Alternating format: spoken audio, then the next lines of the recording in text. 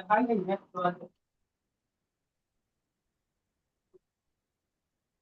a very good evening to one and all. Welcome to the International Global Conference on Multidisciplinary Research, Artificial Intelligence and Sustainable Development, to be organized by Swami Shahjanan College of Commerce and Management, Autonomous, Bhavnagar, Gujarat, Chandragupta Institute of Management, Patna, in association with Inspira Research Association. I welcome you all on behalf of all the organizers. First of all, I would like to invite Dr. Aarti Chopra, Joint Secretary, Inspira Research Association, to start the conference proceedings. Dr. Aarti Chopra.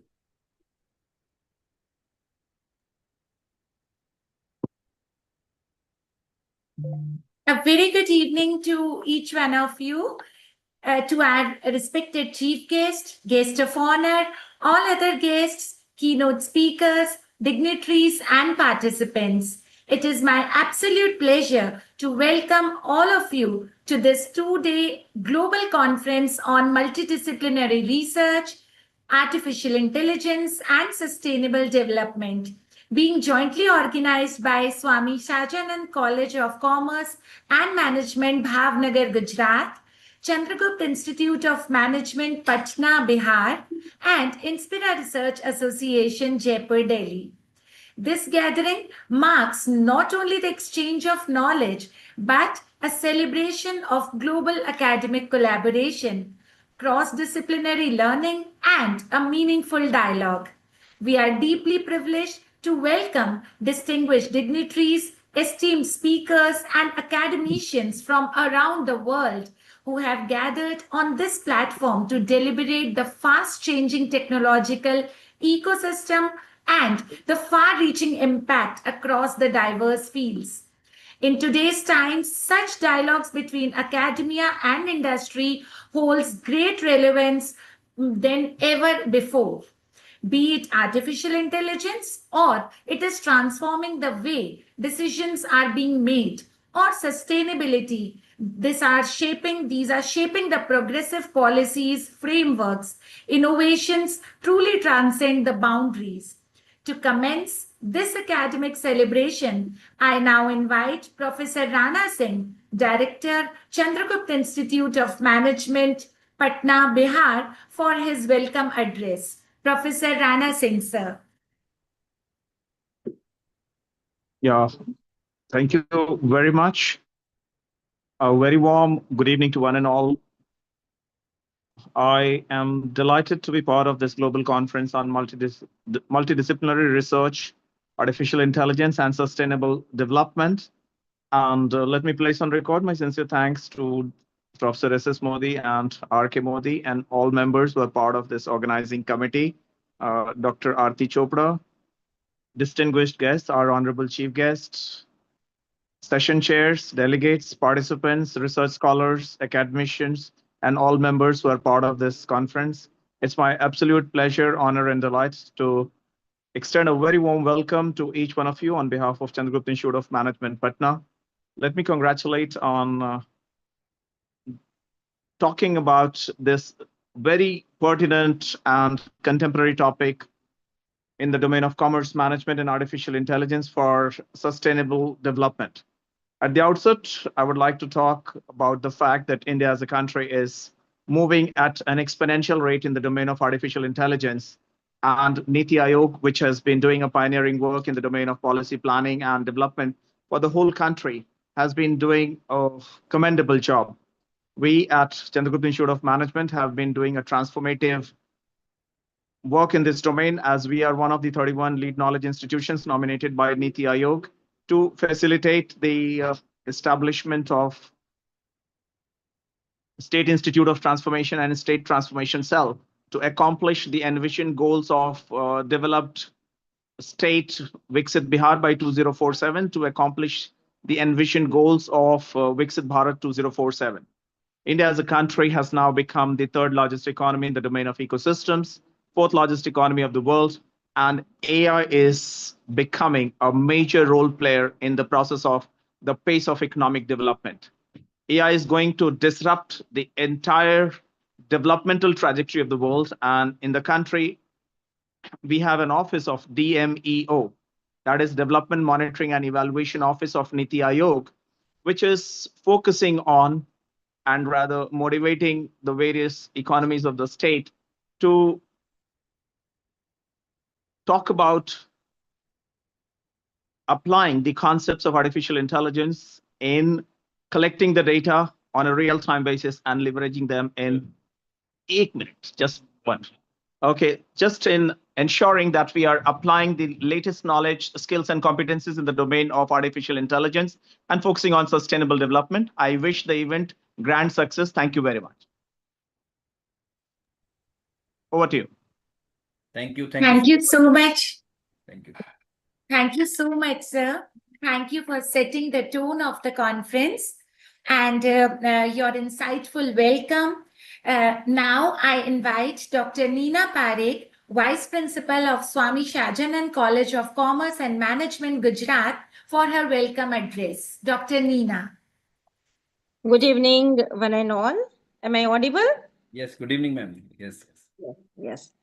Respected dignitaries, dear all participants, on behalf of Swami Shahjahan College of Commerce and Management, Autonomous Bhavnagar, myself, Dr. Neena Parekh, heartily welcome to you all on this global conference on multidisciplinary research, artificial intelligence, and sustainable development 2025. First of all, I heartily welcome our chief guest, Professor Ramarao, VC and Provost, Mahababu University, Mohan Babu University, Tirupalli. Guest of honor, Dr. Amruta Deshpande, Chairperson, Dr. Sachin Gupta sir, Co-Chairperson, Dr. Rakhi Gupta, keynote speaker of today's first session, Dr. Ruby Sengar Malhotra, and Dr. Abdul Kader Nahas, UK. It is a matter of great pleasure and honor to welcome all the distinguished guests who have graciously accepted our invitation despite their busy, demanding schedules. I am confident that their esteemed presence and valuable insights will greatly contribute to the successful realization of the theme, objective, and overall purpose of this conference. As well as I also welcome the president of Inspira Group, that Modi sir, and I also welcome and feeling grateful to our management, director and founder trustee, Professor Savani sir, our beloved principal, Dr. Hetal Mehta, for giving me this opportunity. And also, once again, I extend a warm and heartful welcome to everyone, all the participants, all the resource person, and definitely I'm 100% sure with this collaboration of Chandragupta Institute of Management Patan and Inspira Education Research and Center, the motive in behind of this conference will achieve within these 2 days tremendous exercise and insightful sessions. Once again, I heartily welcome you all. Thank you. Thank you so much, Dr. Neena, for your welcome address. So now, since Professor Rana and Dr. Neena have already welcomed everyone, but formally on behalf of Inspira Research Association, as the Joint Secretary of Inspira Research Association, I also take this opportunity to welcome each one of you, our eminent chief guest today specifically, who has spared his valuable time for us today, to all the guests of honor, keynote speakers who have joined us from across the world, because they all are sitting in a different time zones, and then also they have accepted our humble request, and they have come here to enlighten our participants. Also, I welcome both our collaborators, Swami Shahjahan College of Commerce and Management and Chandragupta Institute of Management, Patna, Bihar, because this kind of collaboration will definitely help in bringing people together from different domains, different cities, because today we talk about diversity and inclusion. So this is the platform where we see the participants right from Kashmir to Kerala. And I would like to tell our chief guest, sir, today, sir, that whenever we have these kind of conferences, particularly on the online mode, we have participants from almost every state of the country. So that is a kind of platform where we can truly see diversity and inclusion in true sense. So I welcome all the collaborators, all the guests, and all the participants. There will be paper presenters today. I wish them all the very best for their paper presentations. It requires a lot of courage to do your research and then present your paper in front of such eminent dignitaries. So today we'll have an opportunity to discuss, to gain insights, and to contribute towards shaping the future in these respectives. So I'm confident that these deliberations will definitely inspire meaningful dialogues. And I'm so glad that we have such galaxy of academicians with us. So I'm especially thankful to the organizing committees of all three organizing teams, and right from Inspira, our patron and president, Professor S.S. Modi, sir, our vice president, Professor Anil Mehta, sir, all the executive members and directors of both the institutions, which are the collaborators. I welcome all of you. And now to begin with, we are deeply honored to have with us our chief guest, Professor Nagaraj Ramarao, Vice Chancellor and Provost, Mohan Babu University, Tirupati. Such a sacred place, sir. Before I request sir to address our gathering, I wish to throw some light on sir's academic, administrative, and research journey. Professor Nagaraj is an eminent academician, researcher, and an able administrator who is the Vice Chancellor and Provost of Mohan Babu University, Tirupati, Andhra Pradesh. Earlier, Sir has served as a Vice Chancellor of Kalasalingam Academy of Research and Education, Tamil Nadu, and also prior to that, he was the director of Dhirubhai Ambani Institute of Information and Communication Technology, Gandhinagar, Gujarat, a state private university, and also a mentor director of Indian Institute of Information Technology, IIT, Vadodara, Gujarat. In his career spanning over more than 30 years, he has been the director and also the principal of Oxford College of Engineering, Bengaluru, and also served as the professor and head of Department of Electronics and Communication Engineering there. Earlier, he was the professor and director of RV Center for Cognitive Technologies, a research and development center under the Department of Electronics and Communication Engineering, RV College of Engineering, Bengaluru. Sir is a PhD from Visvesvaraya Technological University.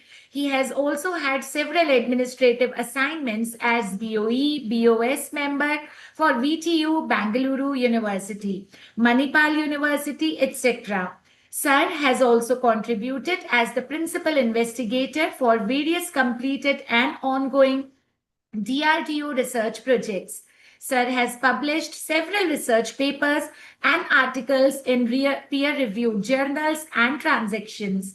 Sir has guided several research scholars towards their PhD journey. Sir is also an independent director at Gujarat Informatics Limited. Sir is the senior member of IEE, Fellow Institute of Engineers, recent past chair of IEE, and Chapter Gujarat Section, Life Member IETE, ISTE, ACM, and Computer Society of India. Sir, we are so glad, we are so fortunate that you have accepted our invitation today to be the chief guest, and you have actually put so much of grace to our occasion. We welcome you with our folded hands, sir, and we welcome you for your chief guest address. Thank you. Thank you. Thank you for the very kind introduction. At the outset, I would like to thank the organizers of this conference, to Professor S.S. Modi, Mr. Bharavi Modi, and the other organizing committee members of the three institutions who have organized this conference. It is indeed a great initiative because institutes at multiple locations trying to organize a single conference on a common platform is laudable and a unique thing which has to be adopted across the country.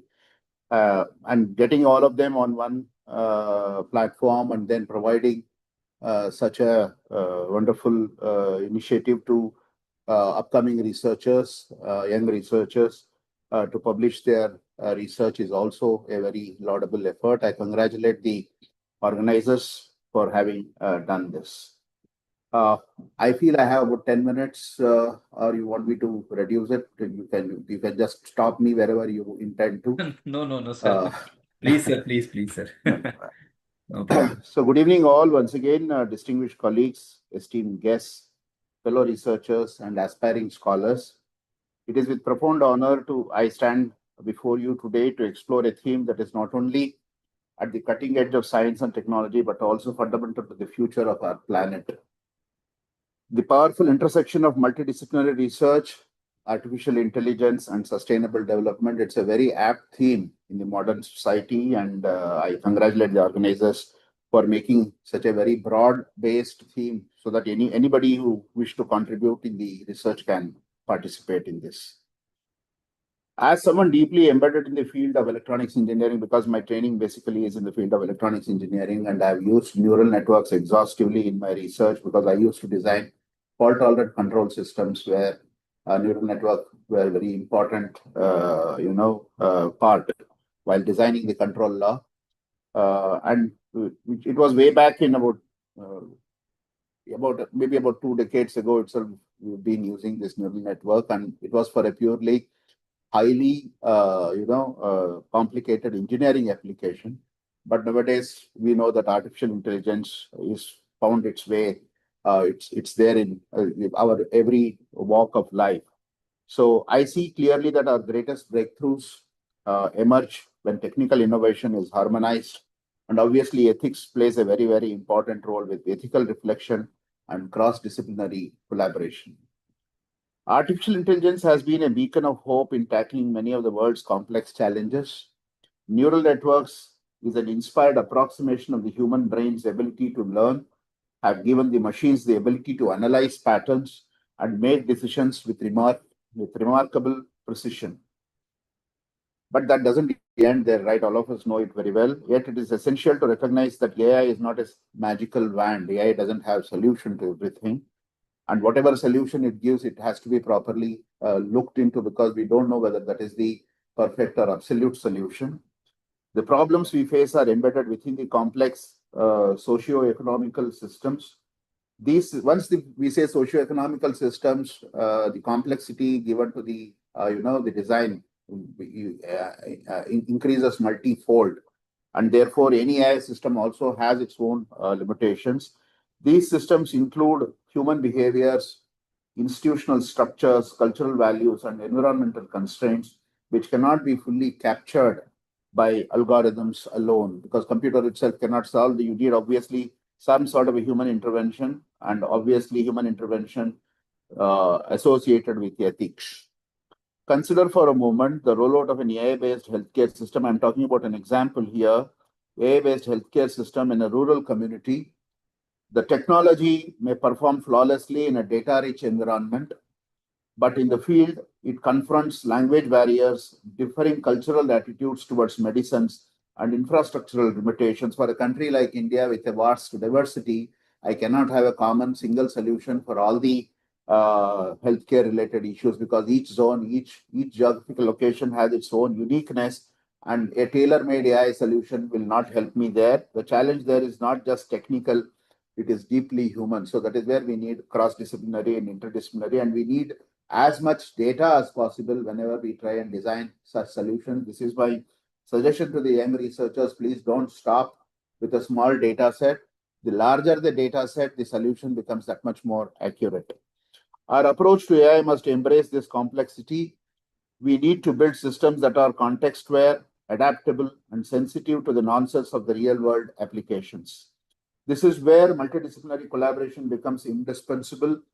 Engineers must work hand in hand with social scientists, ethicists, domain experts, and community stakeholders to co-create solutions that are not only effective but also equitable and sustainable.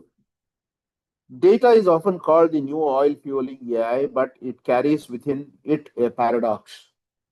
The very data that empowers AI system can also encode existing biases, systemic inequities, and blind spots.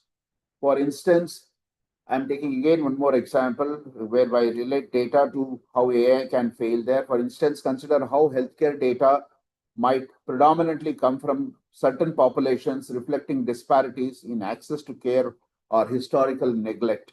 When these data feed AI models, the resulting systems risk perpetuating and amplifying those inequities, which means there is no tailor-made common solution as prescribed by AI that is applicable everywhere.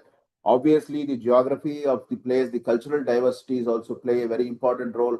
I'm talking about all these things because we are talking about sustainability and interdisciplinarity of research using AI. These things become very, very relevant. This is a critical epistemological challenge. So how do we know what we know? How do we ensure that AI do not inherit or magnify societal biases? This is another important thing that we need to dwell upon whenever we are proposing solutions using artificial intelligence. The answer requires not only technical solutions like fairness, aware machine learning, but also a broad interdisciplinary dialogue.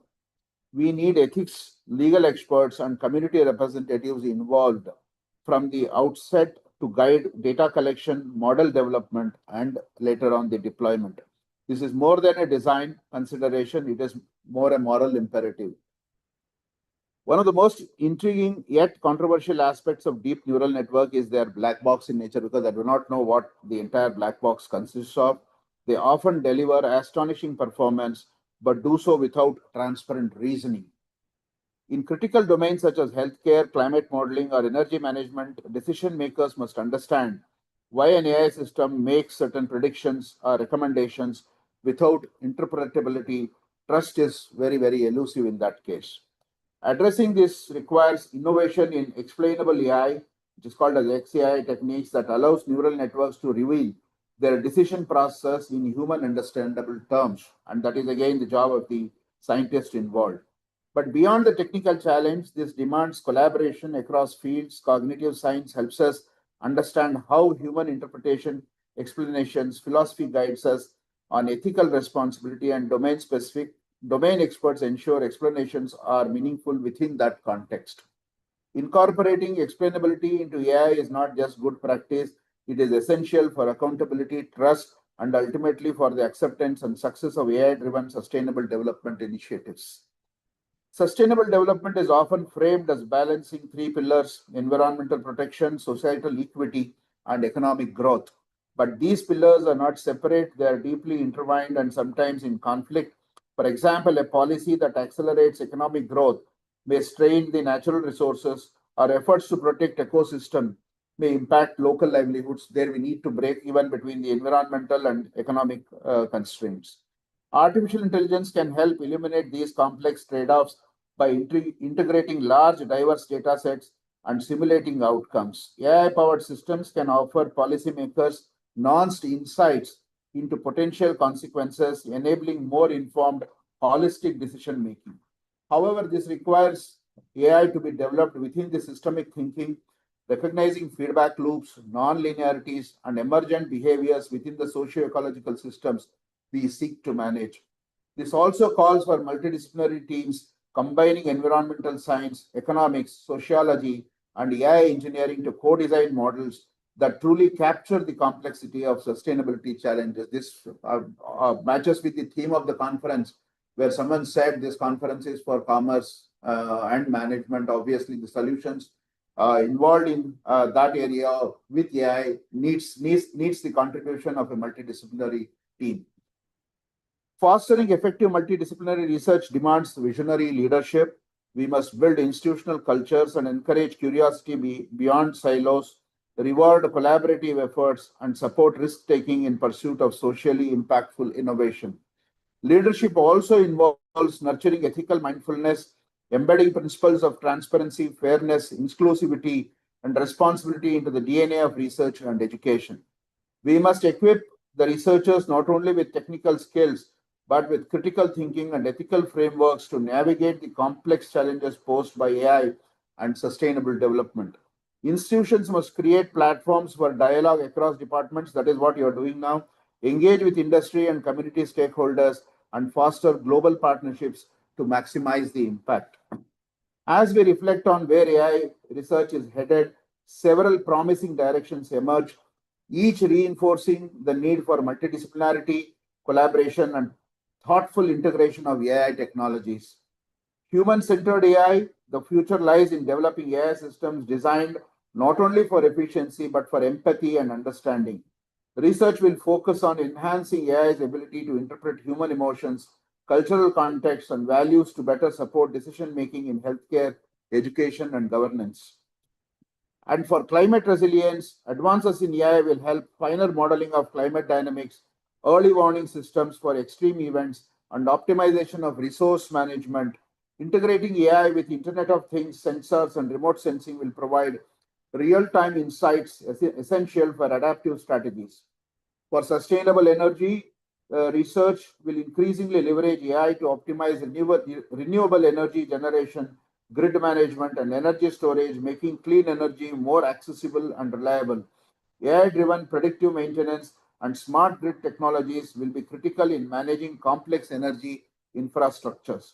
Food security, very important for a country like India, and precision agriculture, AI combined with robotics and sensor networks will transform agriculture, maximizing yield with minimum environmental impact. Precision farming techniques will help manage water use, reduce chemical inputs, and adapt crops to changing climates. Equitable access to clean water, again, a very scarce resource as we progress. Research integrating AI with advanced filtration technologies and sensor systems will improve water quality monitoring and distribution, especially in undeserved regions. Intelligent systems can anticipate shortages and optimize treatment process for sustainable water management. Last but not the least, ethics in AI. As AI becomes more embedded into the society, research and ethical governance, legal frameworks, and human rights will be paramount. This will include developing transparent, accountable AI systems aligned with global sustainability goals. The journey ahead is challenging but filled with extraordinary potential. It will require persistence, open dialogue, and a commitment to co-creating technologies that honor human dignity and the ecological integrity.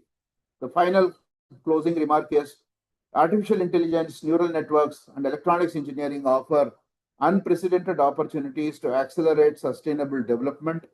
But technology alone cannot build a just and resilient future. It is our collective commitment, crossing disciplinary boundaries, embracing complexity, and innovating responsibility that will determine how these tools serve the humanity and our planet. Let us rise to this challenge with courage, insight, and humility, and together we can forge a path where science and society advance hand in hand towards a sustainable tomorrow. Thank you very much. I wish all the participants a bright researching future. Thank you. Thank you so much, sir. Thank you so much. Thank you so much, Professor Nagaraj Ramarao, sir, for your insightful, valuable thoughts and your global perspective on education and AI.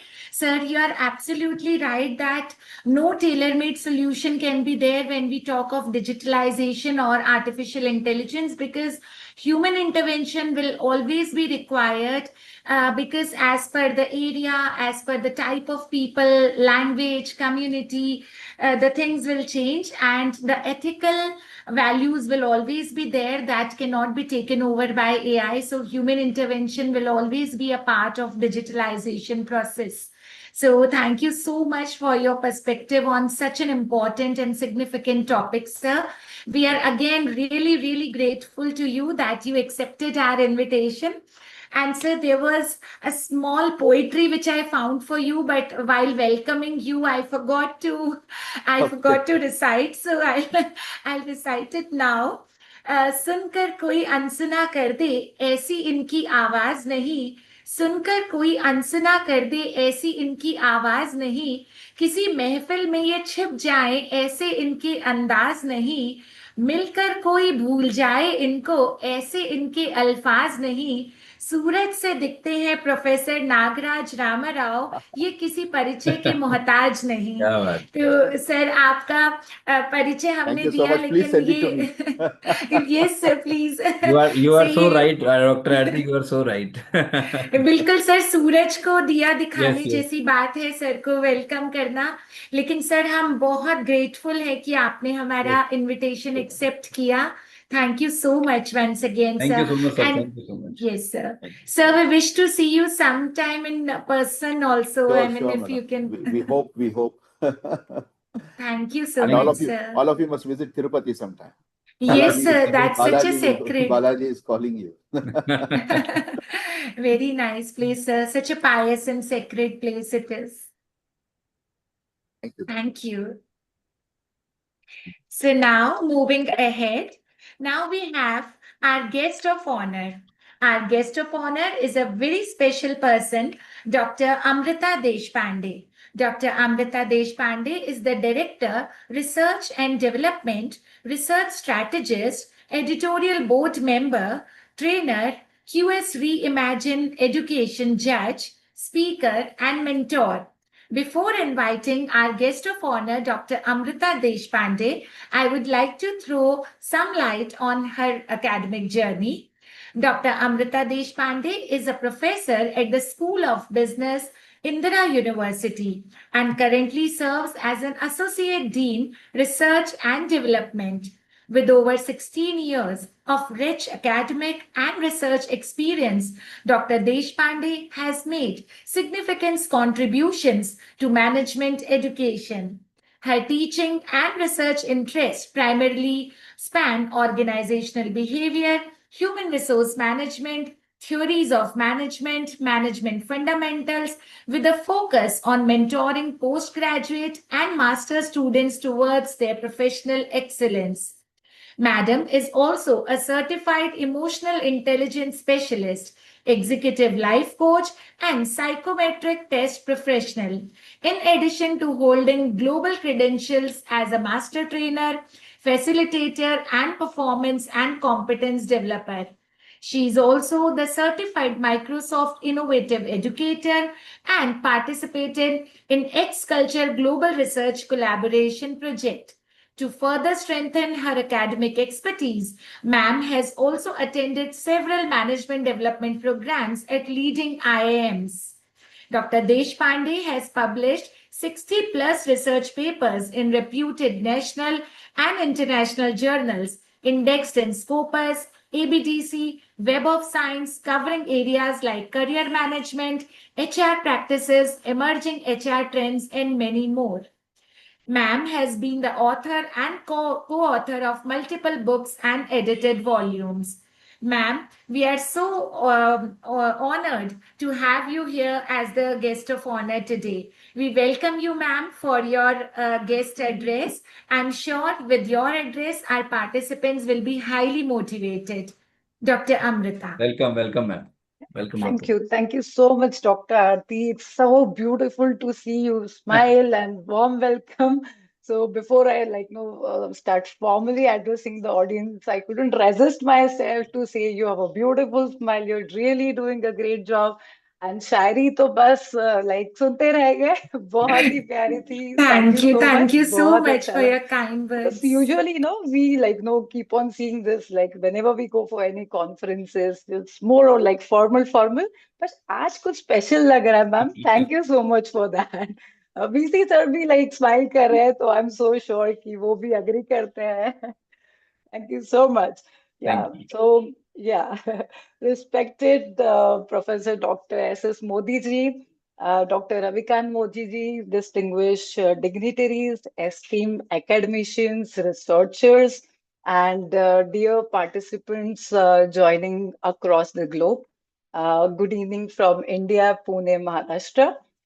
It is my true privilege to join today virtually as a guest of honor at this global conference on multidisciplinary research in commerce management and artificial intelligence for sustainable development. Though maybe we are separated by the distance, but technology has brought all of us together on the platform, wherein ideas travel faster than time zones and knowledge flows beyond borders. The theme of this conference is both very timely and inspiring. Today, commerce, management, and artificial intelligence are reshaping the way we live, we work, and interact. Uh, but their power comes with responsibility. So we must make a special note on this. True impact is achieved only when growth is guided by moral values, leadership by mindfulness, and technology by ethics. Without these, even most advanced innovations cannot serve the society or protect our planet. So we always must remember all these things when we are doing wonderful conferences with beautiful things. We should not forget on this small aspect, because if we all make a changes in our life, definitely we all will be contributing to this motherland very beautifully. And also, I would like to mention, today's day also carries a special significance. Like Navratri festival is on, and the Navratri festival is celebrated with lots of color. And today, the color assigned today is green, and that's what I want to bring it to everyone's notice, because green is a color that symbolizes with the life, renewal, balance, and continuity.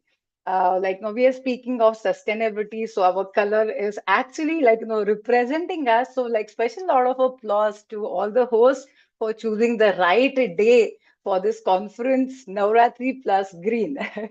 So today, I would like to sincerely applaud the organizing team for choosing this day, reminding us for sustainability is not just a concept, it's the way of thinking, the way of our living. Sustainability is more, it's not it's more than preserving the forest, saving water, or reducing the carbon footprints, but it is about sustaining values, knowledge, and human dignity. And it is about fairness in commerce, ethical decision making, ensuring that artificial intelligence serves humanity rather than replacing it. So one quick quote, which I want to to say it out to all the audiences over here. True intelligence, be it human or artificial, must not be only smart; it must be sustainable. So that goes with your theme. And special, I would like to congratulate to the participants, because I was just going through the schedule for day one. More than 40 people have registered for their paper presentation. So it's really commendable.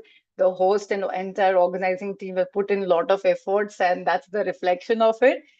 So a lot of best wishes to all the participants for their paper presentation. And I'm not going to say the conference is going to be successful. It is already successful, because you have already set the tone for this. But only just few points which I would like to say to all the participants or budding researchers or the research scholars. Which if we all could specify, it would be really adding to the research in a good spirit. Because when we say and talk about research, research is meaningful only when it contributes to the real sustainable world. And technology is powerful when it is ethical, inclusive, and human.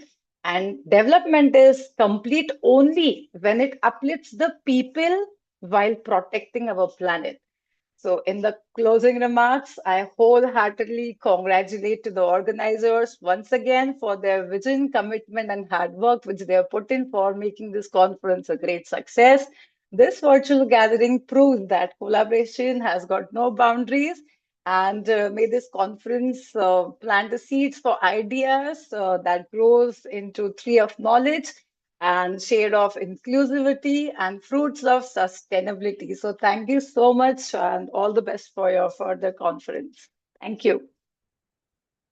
Thank you so much, ma'am. That was so inspiring, so Thank you, ma'am. motivating. Such wonderfully you have articulated and put it in your words, ma'am. And ma'am, I would like to tell you that whenever someone appreciates other, I always say that the person has a beautiful heart, because it takes lot of courage to appreciate others also. So ma'am, definitely you have a very, very beautiful heart. And ma'am, Thank you. so beautifully you have aligned this Navratri festival with sustainability. This shows your analytical skills are so sharp that you have actually aligned this, that today is the day of green color in Navratri, and today we are talking about sustainability. So wonderfully analyzed, ma'am. So lovely. Thank you. Thank And you, ma'am, ma'am. after knowing you with this, I would like to speak something about you also. So Okay. I would like to I would like to speak about Dr. Amrita. जो सूरत और सीरत दोनों से हूँ खूबसूरत, जो सूरत और सीरत दोनों से हूँ खूबसूरत, ऐसे लोग खुदा ने कम बनाए हैं, और जिन्हें ऐसा बनाया है वो आज हमारे कार्यक्रम में आए हैं. तो मैम, आज आप हमारे कार्यक्रम में आए हैं, उसके लिए आपका बहुत बहुत आभार. Thank you so much for accepting our invitation, and we really wish to meet you in person someday. Sure, sure. Thank you so much, ma'am. Thank Thank you for coming, Dr. Amrita. Thank you for Ji, coming. sir. Thank you Thank for you. sparing your valuable time. Thank you Thank you. so So much. all credit goes to you, and No, thank you so It's much our once pleasure, again. ma'am. It's our pleasure. And Dr. Aarti, now you have to speak for every speaker. Yeah. ऐसे नहीं चलेगा. So sweet, sir. So Thank Dr. you, Sachin sir. will join little bit late. So you Right, can, sir. invite Dr. Right, sir. No problem, sir. Dr. Sachin and Dr. Rakhi will be there with us till Yes, late. yeah, we can take permission from Dr. Rakhi if she Yes. agree. Dr. Rakhi, can we Yes. invite keynote speakers first? Please unmute yourself, ma'am. Good evening, sir. You can go ahead. You're the boss. No, you are the boss today. You will judge all the presenters. Actually, you are the boss today.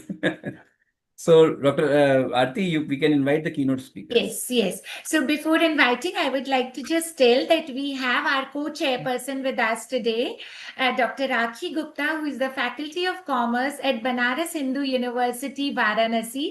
So, ma'am, we welcome you with folded hands. We were really missing you for Yes. so many conferences, and I'm so glad when I read your name that ma'am is going to be here today. I felt really, really glad, very happy, very. He is very busy personality, actually.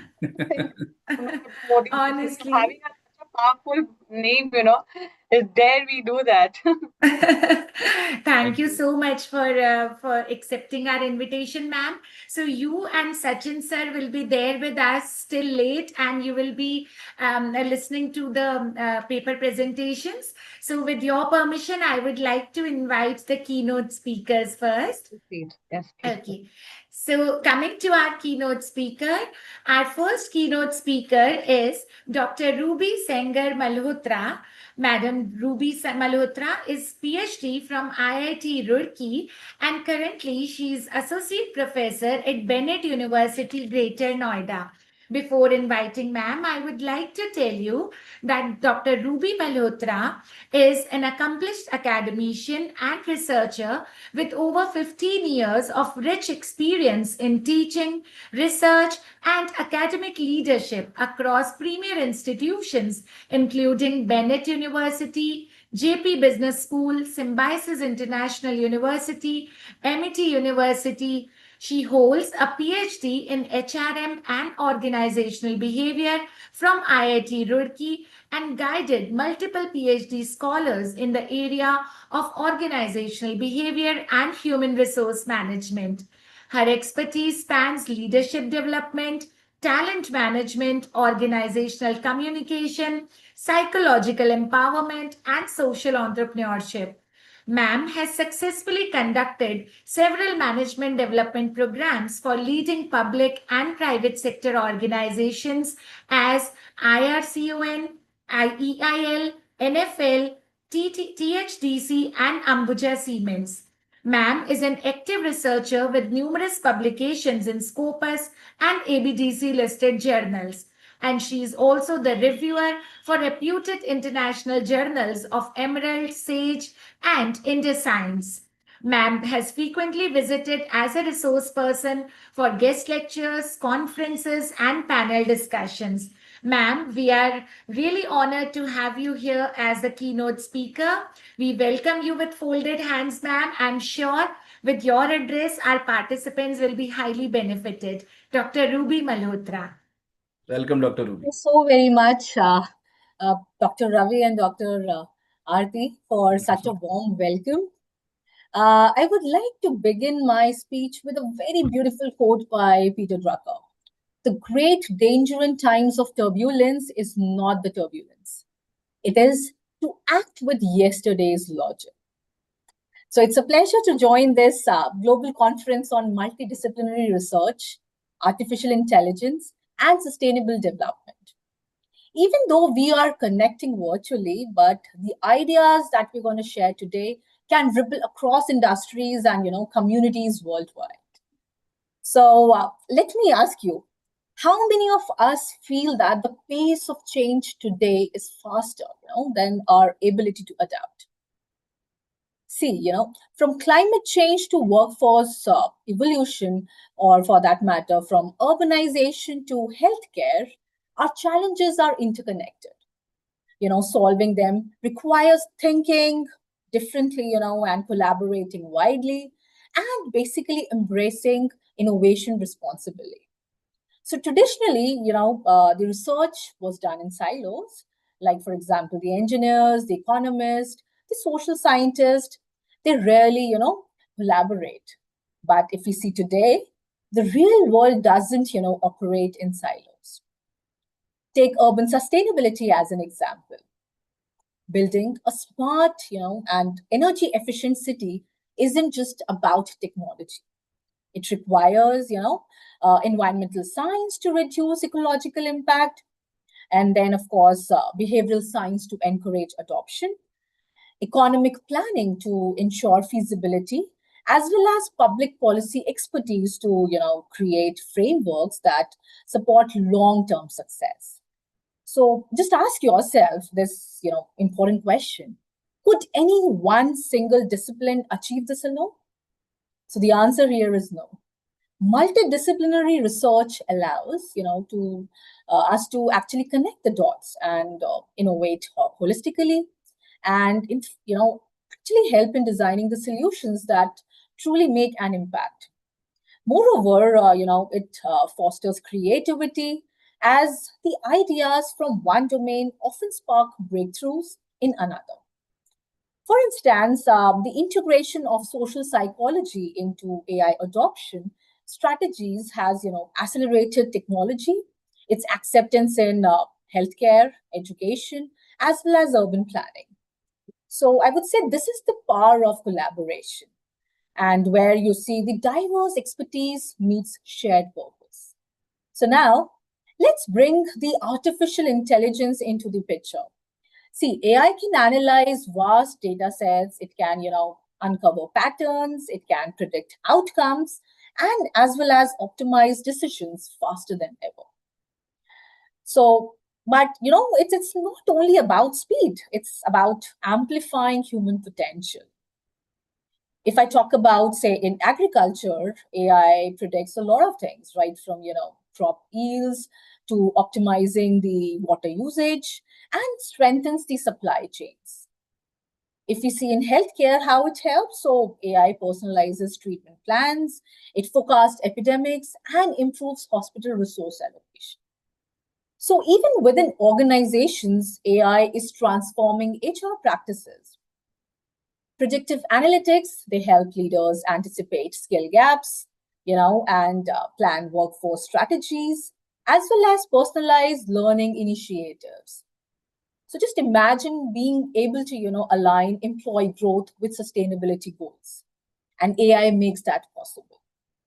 So just, try to answer this question. What if, every HR decision in your organization could also drive environmental, social, and business value simultaneously? So HR, is no longer just about managing people. We all know it's moved from the administrative to more strategic partnership, and it's also about unlocking human potential to serve larger societal and organizational goals. So today's HR leaders, they act as architects of purpose-driven organizations.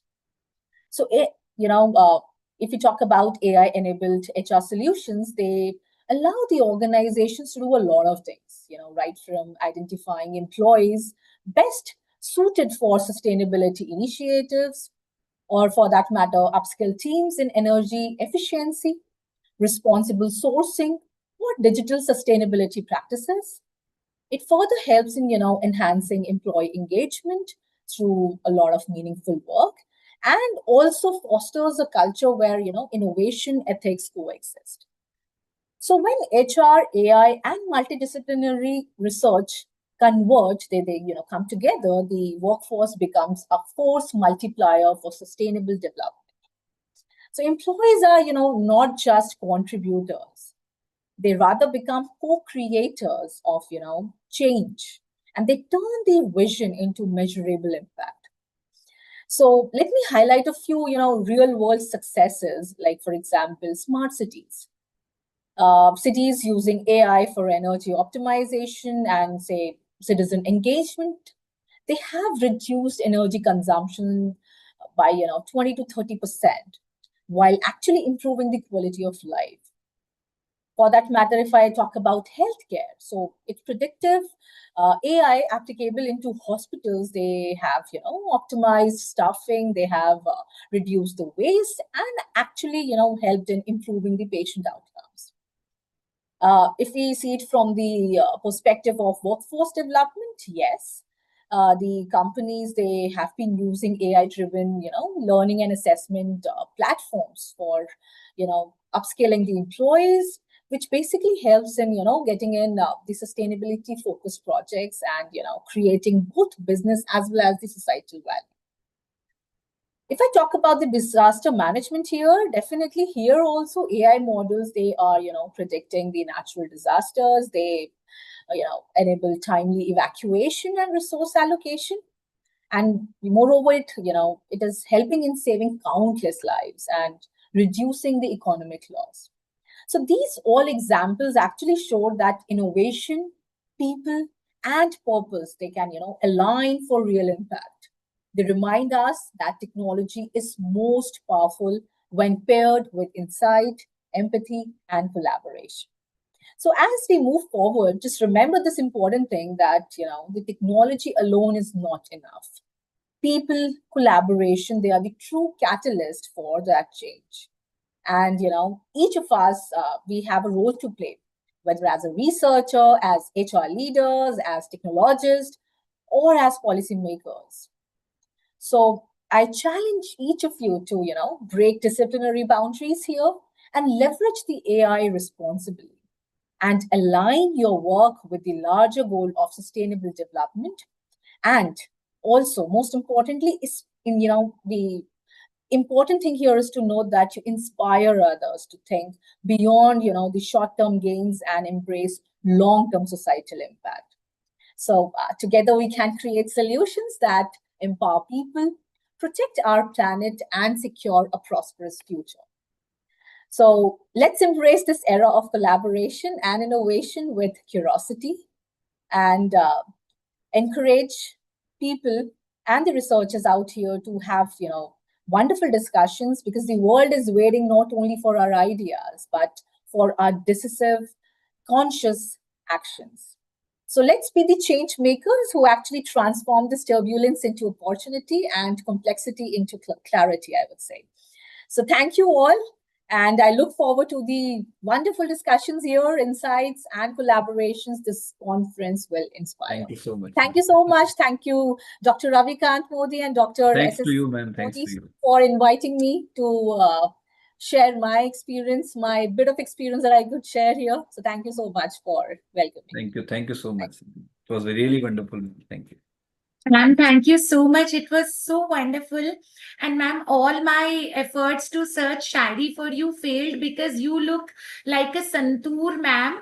So I would call you Santoor ma'am. When I read 15, over 15 years of experience, I thought, oh, she looks so beautiful and young, doesn't look like 15 years of experience. So ma'am, for your this beauty and brain, a combo of beauty and brain, I could not find anything, but I can just say that you're such a great combo of beauty and brain. And so beautifully you said that pace of change is much faster than our ability to adapt, because every day we think that we are learning new things, particularly being a part of academics. We feel that every day we are learning through seminars, conferences, FDPs. But then when we see, oh, the world is actually going at such a faster pace, so we feel that our ability to adapt is little lesser. And in this era, the role of HR leaders is very, very crucial. And they are the purpose driven leaders, as you said. So beautifully you have mentioned this, ma'am. Thank you so much for enlightening our participants with such a nice topic. And I'm sure those who are in the search of their area of research or the topic of research, this topic may be very, very useful for them. Thank you so much once again, ma'am. Thank you so much for inviting me. And again, thank you so much for your Thank you time. so much, ma'am. Thank you so Thank much. Yeah. So now moving ahead, we have our next keynote speaker. Our next keynote speaker is Dr. Abdul Qadir Nahas. Dr. Abdul Qadir is an assistant professor at Economics and Finance, England, United Kingdom. Before inviting Sir for his keynote address, I would like to tell that Sir is a recognized expert in economics and finance with a particular focus on innovation, sustainability, and financial markets. Dr. Nahas is an assistant professor at the University of Plymouth in the UK, and he has held various academic positions both in the UK and abroad, and has industry experience blending rigorous research with real world insights. His research experiences and interest focuses on international finance, innovation, sustainability, offering evidence-based perspectives on global economic challenges. His work on innovation and sustainability focuses on studying R&D policies and exploring the relationship between R&D investment and environment, social and governance, that is ESG practices, with a specific emphasis on the role of R&D and addressing the sustainability challenges. Dr. Naha's research in international finance investigates the impact of exchange rate volatility on capital flows, analyzes cross-border banking and lending patterns, and examines the foreign direct investment, that is FDI flows, and the economic as impacts. In financial analysis, his ability to merge advanced econometric analysis with practical implications make him a great speaker on global finance, innovation-driven growth, and economic resilience. And Sir has delivered various presentations at prestigious international conferences at Royal Economic Society, European Economic Association, and many more. Sir, we are so honored to have you here as the keynote speaker. We welcome you for your keynote address, Dr. Abdul Qadir Nahas. Welcome, sir. Thank you so much for inviting me for this lovely conference, and I'm very happy to take this opportunity to talk a little bit about AI and sustainability. So briefly, I will talk about, for example, how sustainability could be enhanced by using AI and innovation in general.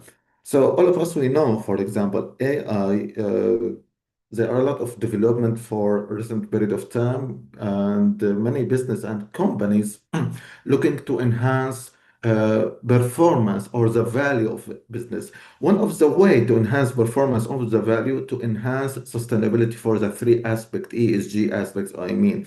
And one the most important tool we can use for that using AI and innovation. Now, if we ask ourselves, for example, what is our problem? Maybe resources, climate change. So what else? The only way or the most effective way to overcome this problem could be by using innovation or AI in general. I'll give example about statistic from World Data Forum. So recently they published a statistic that AI could reduce greenhouse gas emission around the world by 10% uh, by 2030. And this very high percentage when we talk about greenhouse emission. So in that case, I would like to clarify how AI could enhance sustainability and enhance and somehow the performance of the company and performance of the business in general. So if we divide the sustainability into three aspects like environment, social, and governance. So for environmental, so main problem all of us we know, for example, energy resources. So if I give example about AI tool, we called it here Google Map, Google Deep Effective for Sustainability ASG. So recently they published statistics that this tool, I mean Google Deep, reduce the cost of energy. I mean, we don't need to waste our energy by 40% around the world. That's very high percentage in such environment when we talk about environmental aspect. The second aspect for sustainability could talk about social. So all of us we know not all the world or not all the countries they have ability to get high education, for example, in good quality. So by providing this tool AI, for example, or providing this academic online tool for many countries or somehow, so we can guarantee in somehow at a specific percentage, most people around the world could get high level of education, high level of teaching, and somehow high level of research by providing this AI tools to many countries or around the world. Not only that, there are some AI tools as well help or more accurate than humans in terms of healthcare. For example, AI healthcare could predict the cancer more accurate than human people could do. I'm not saying we don't need the human people or doctors around the world, but I mean, we talk about accuracy or maybe help in somehow to make diagnostic or make a text in somehow. And another aspect for sustainability, which is governance. So all the researchers, all policymakers, and all business people looking for database, looking for fast database, looking for effective database. And all this could be available or could be provided by AI if we need to test the performance of business. For example, how can I know, for example, my business or my companies, I have performance, very good performance in the market among all these competitors. So I would like to test, do achieve the sustainability aspect which set already by the world or by the government. One easy way to do that by using AI tool in somehow. So I do agree AI algorithm sometimes maybe takes time to achieve or to build very good effective way for AI and sometimes not guarantee the objective or not guarantee the aim we are looking for as the end. So I would like to say this trade-off. Maybe I build up some AI tools for short term or long term, but in the same time, it costs me a lot. So this sometimes disadvantage of AI. I will give example about how innovation or AI could affect the different aspect of sustainability. This is one of my research article published already. So specifically, I will talk advantage of innovation, research, and development.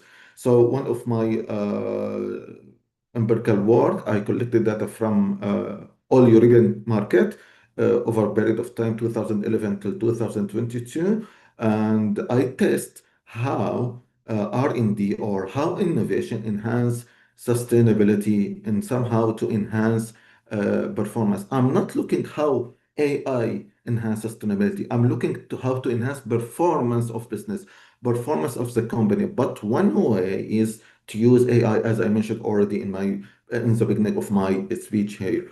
So what we found here, what we found from the result of the research itself, AI has positive correlation with sustainability with the three aspects: social and environment and governance.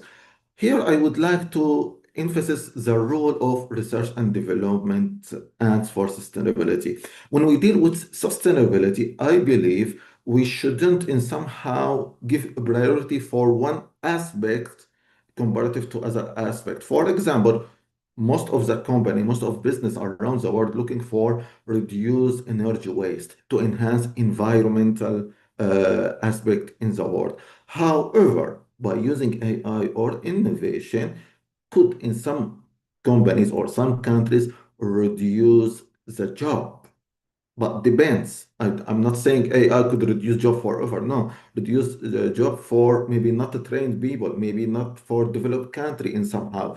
So what I would like to say when we deal with how to use AI or innovation for sustainability, it's better to have the same priority for all the three aspects, not improve environmental and reduce social, as I mentioned already for job. And that's mean all stakeholders should engage for AI tools.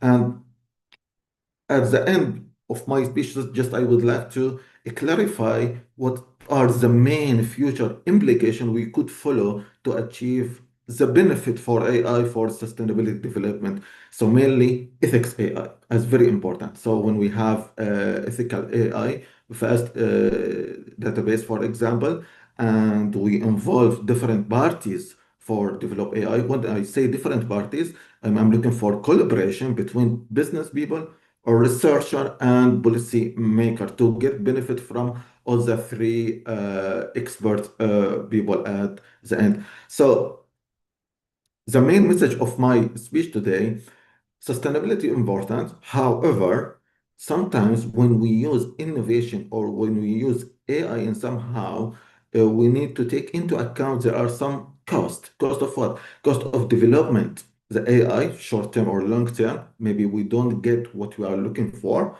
Okay. And companies in somehow or business in somehow when they use AI, maybe they use it not only to achieve sustainability. So when I say, for example, for one of my research, AI or innovation enhance sustainability, but maybe for small companies, not necessarily AI could enhance sustainability. Why? Because the money allocated for AI maybe achieve different objective for this company in somehow. So at the end, I mean, ethical AI is very important and collaboration between policymaker, researcher, and business people, very important to get benefit of AI and innovation to enhance the three aspects for sustainability is G.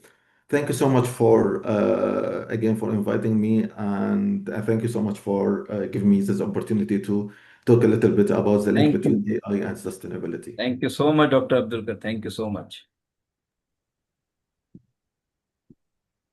Thank you, Doctor. Thank you. Thank you so much for inviting me again. Thank you so much, sir. Sorry for the technical glitch. Yes. Thank you so much, Dr. Abdul Kader Nahas. Thank you so much for joining us from altogether a different time zone and enlightening our participants on such a significant topic, because everybody is talking about artificial intelligence these days, because we cannot run, we cannot escape from this, and but it definitely comes with a lot of benefits and lot of challenges. So how beautifully you have covered this topic. Thank you so much for accepting our invitation. And sir, definitely the time must be totally different there. And then also you have accepted. And thank you so much for enlightening our participants. We are really grateful, sir. Thank you so much Thank again you for so much. inviting me, and thank you so much for inviting. I believe this is my second time joining the conference here. Yeah, I mean because I like the conference and I like the way how it's run. And every time, for example, when I join and listen to other keynote speaker or listen to the participant, I learn by myself as well. I mean, this is very good opportunity for myself as well. So thank you so much for inviting me. Thank you once again, We sir. are so honored, sir. We are so humble. Thank you so much. So, Ravi sir, So, now, yes, Dr. Arti, yes, Sachin sir will be joined little bit late.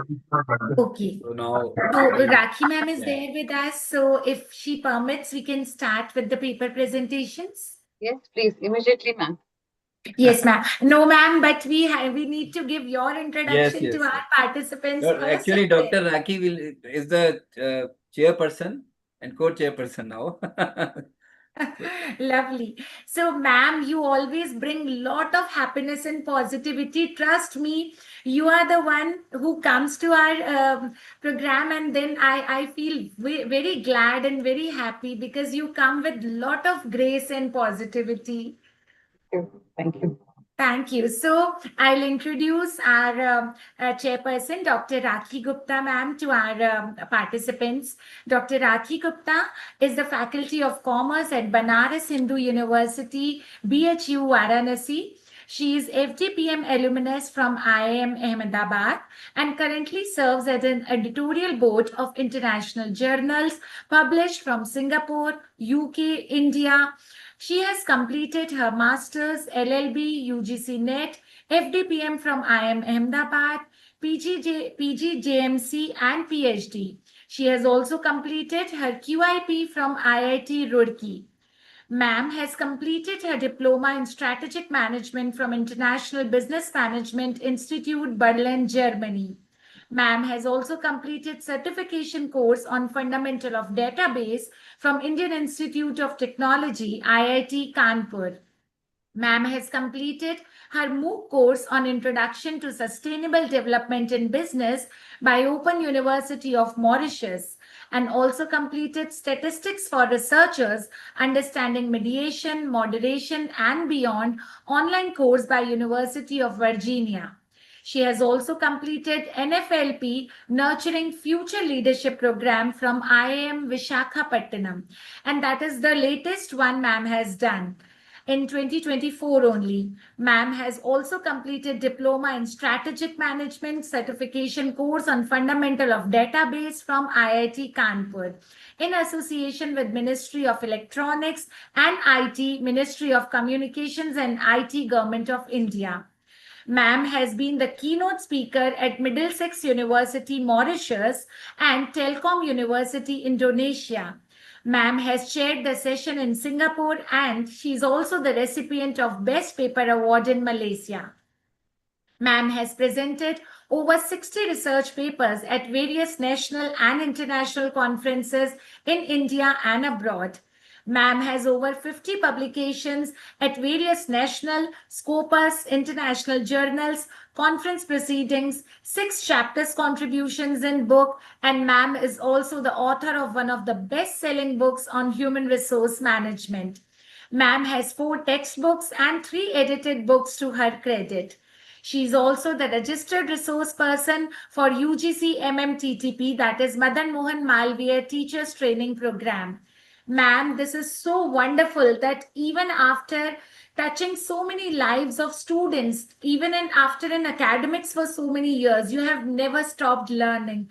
Ma'am, CV says that how beautifully ma'am has been able to balance her own learning and teaching the students and touching their lives.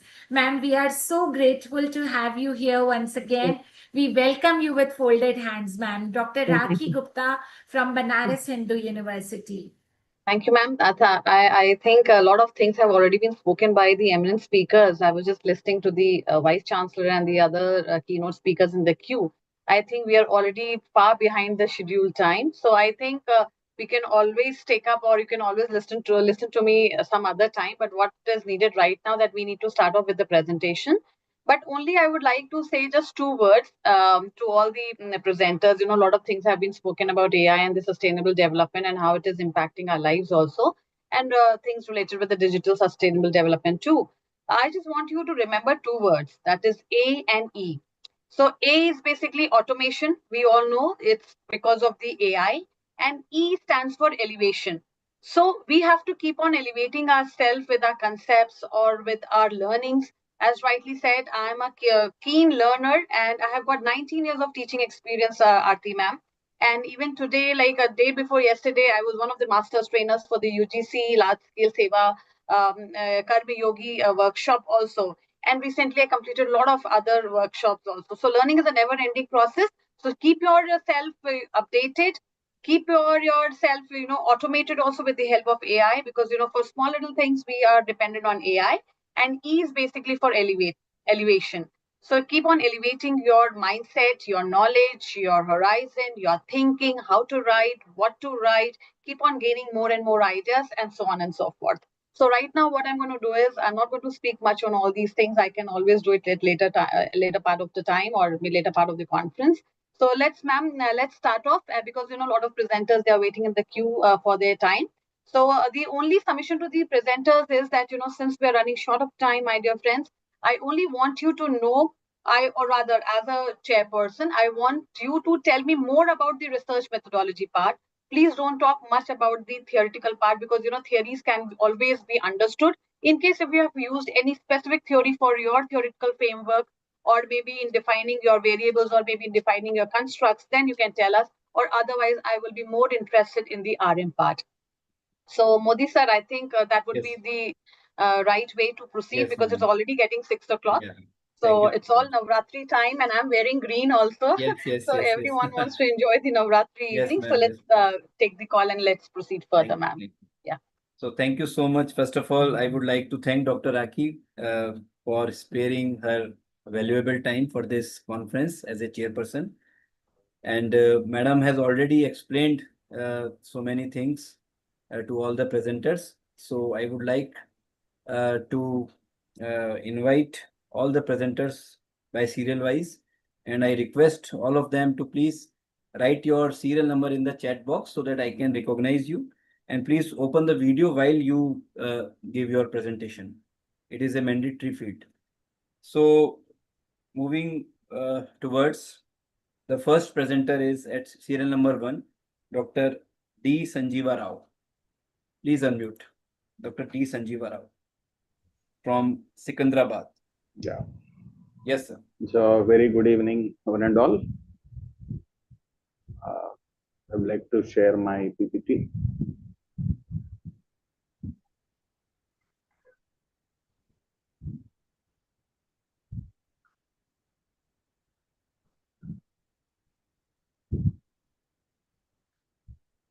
So very good evening. As today is, as everybody spoke about Shivaratri, Navratri, and it is Ratri for Shiva and also Vishnu. So Shivaya Vishnu Rupaya, Shiva Rupaya Vishnave. So both are equal. There is no difference.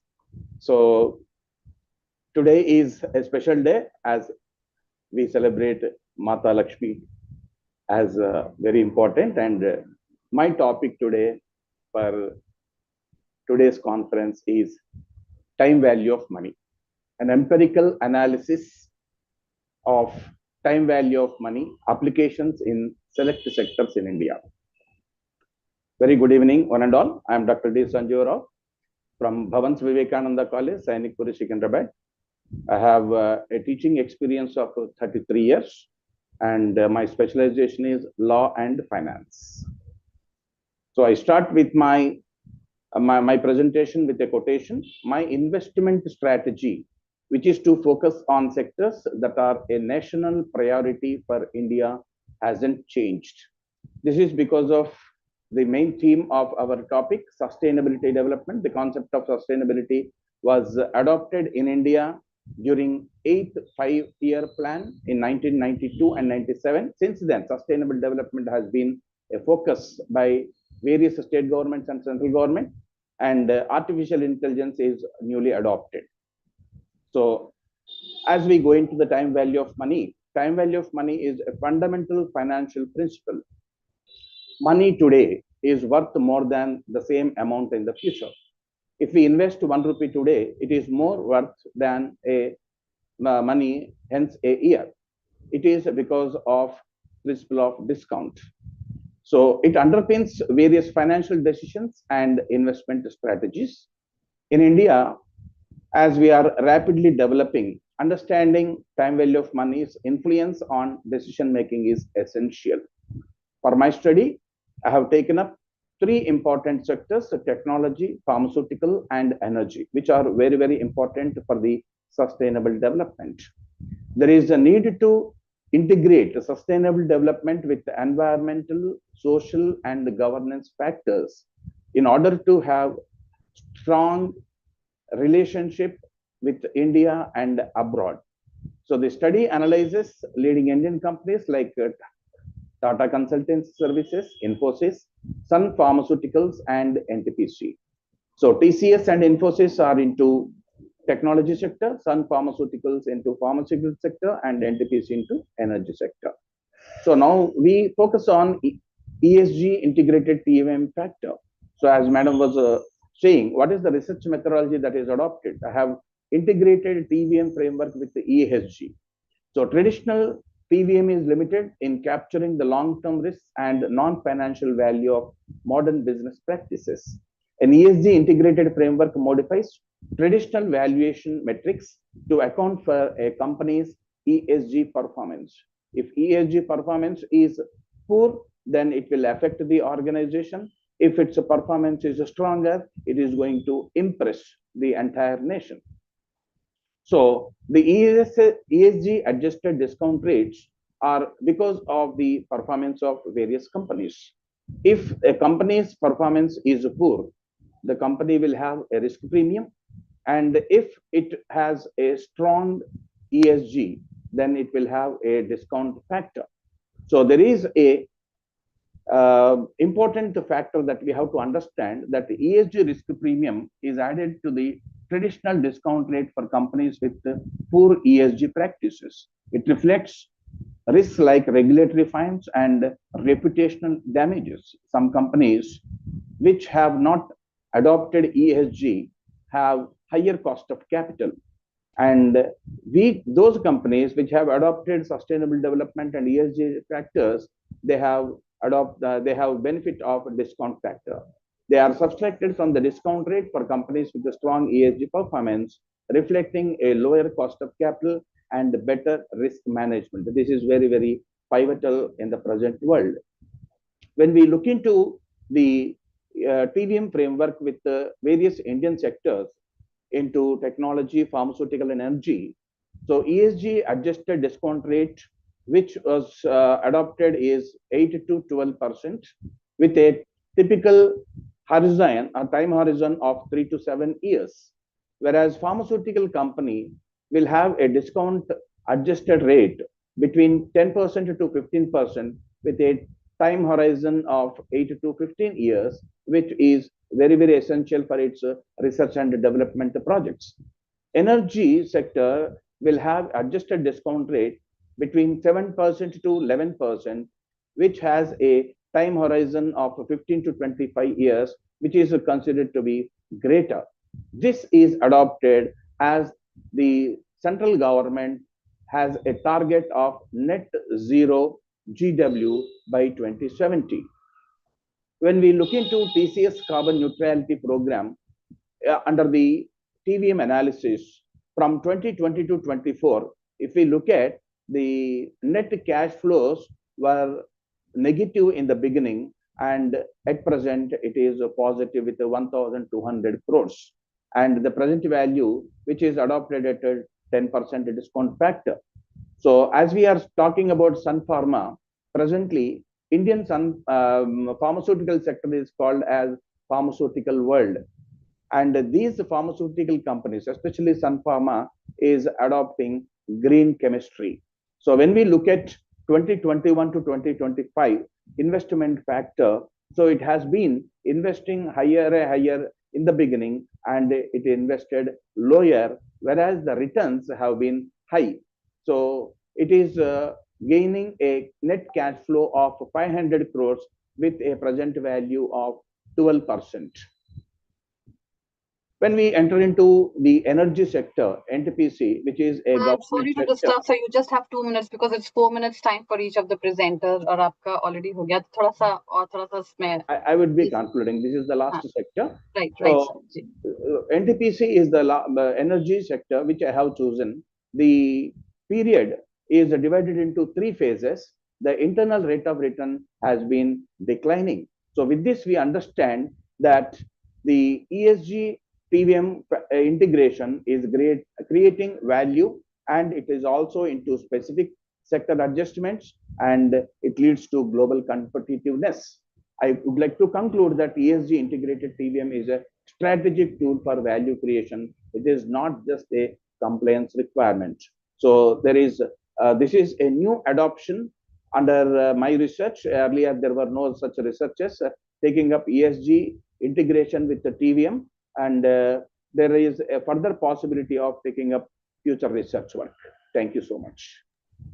Thank you, sir. That was quite a pertinent topic. And the companies that you have talked about, they are also very pertinent enough. And the framework and the time zone has been widely covered. Thank you so much, sir. Thank you. Modi, sir, can we have the next one, please? Thank you. Thank you so much. Yeah.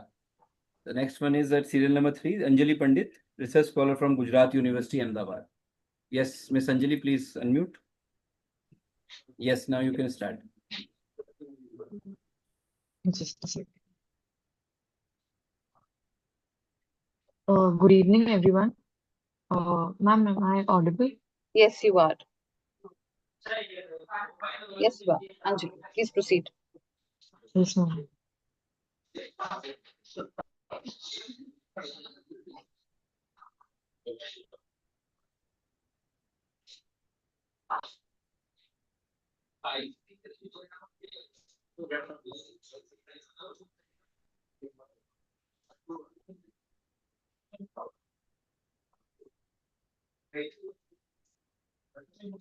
So today I'm going to present on the topic impact of corporate governance on performance of selected banks in India.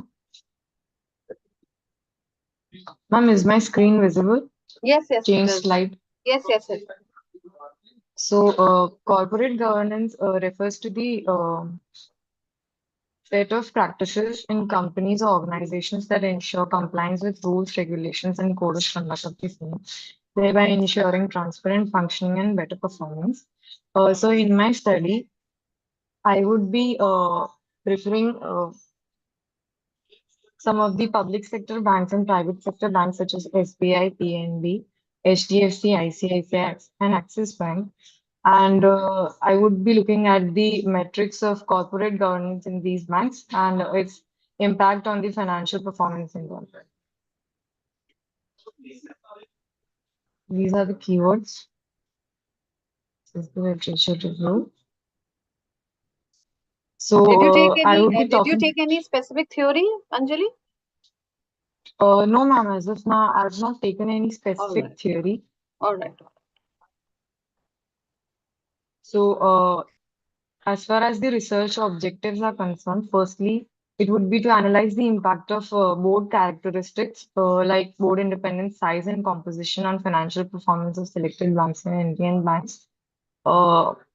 Next one would be to examine the role of audit committees and its impact on enhancing the financial reporting quality, transparency, and risk management within banks. Next one would be to evaluate the effect of ownership structure and its impact on operational and market performance of bank.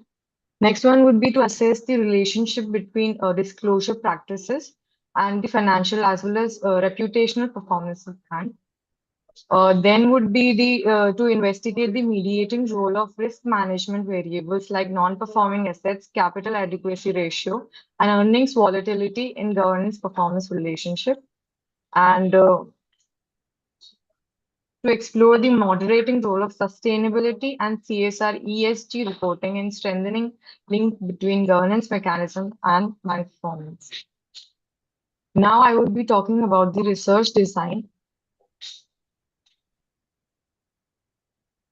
The study adopts a quantitative empirical research approach using secondary data from selected Indian banks.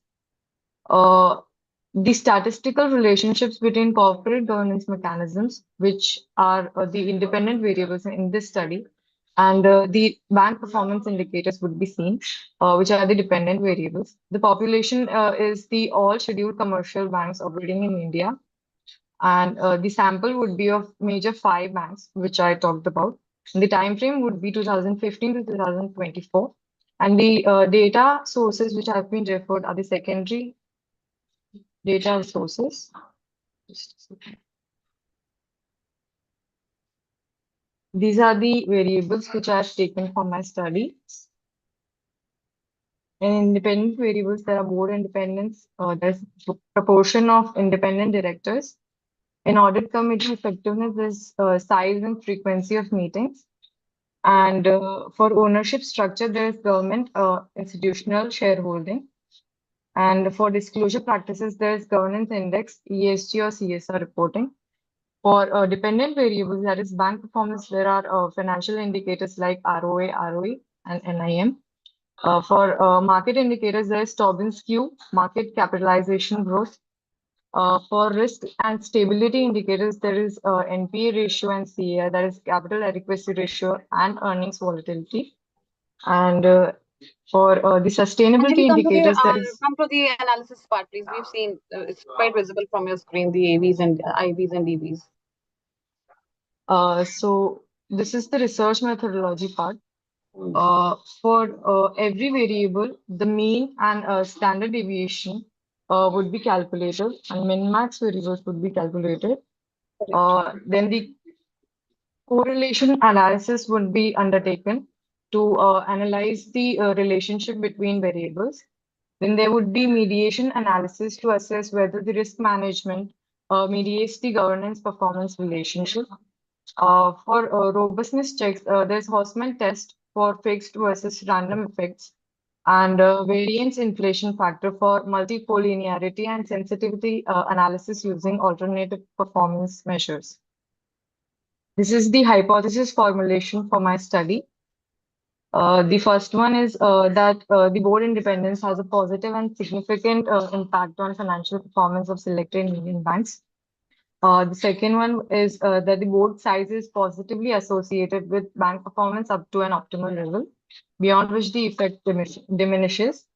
For audit committee and bank performance, there is it is that the audit committee effectiveness measured by independence, financial expertise, and meeting frequency is positively related to financial reporting quality and overall bank performance.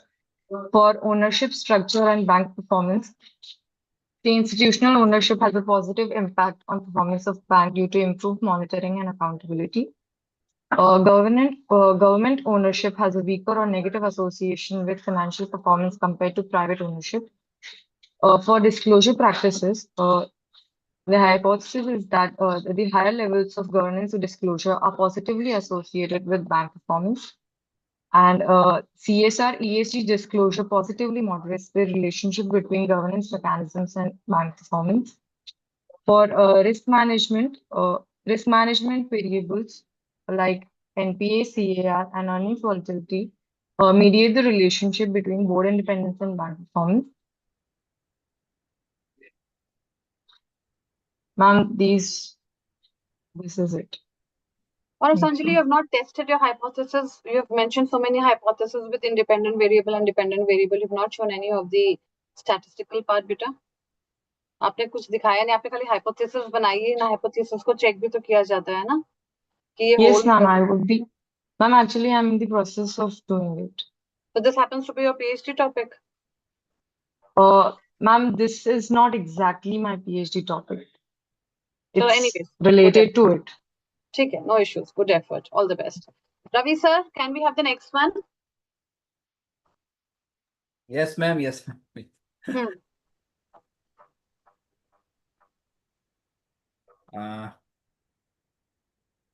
Dayalal Sankla. Dayalal Sankla, are you there? Mr. Dayalal? No. Please open your So video. next one. He's not, he or she is not there.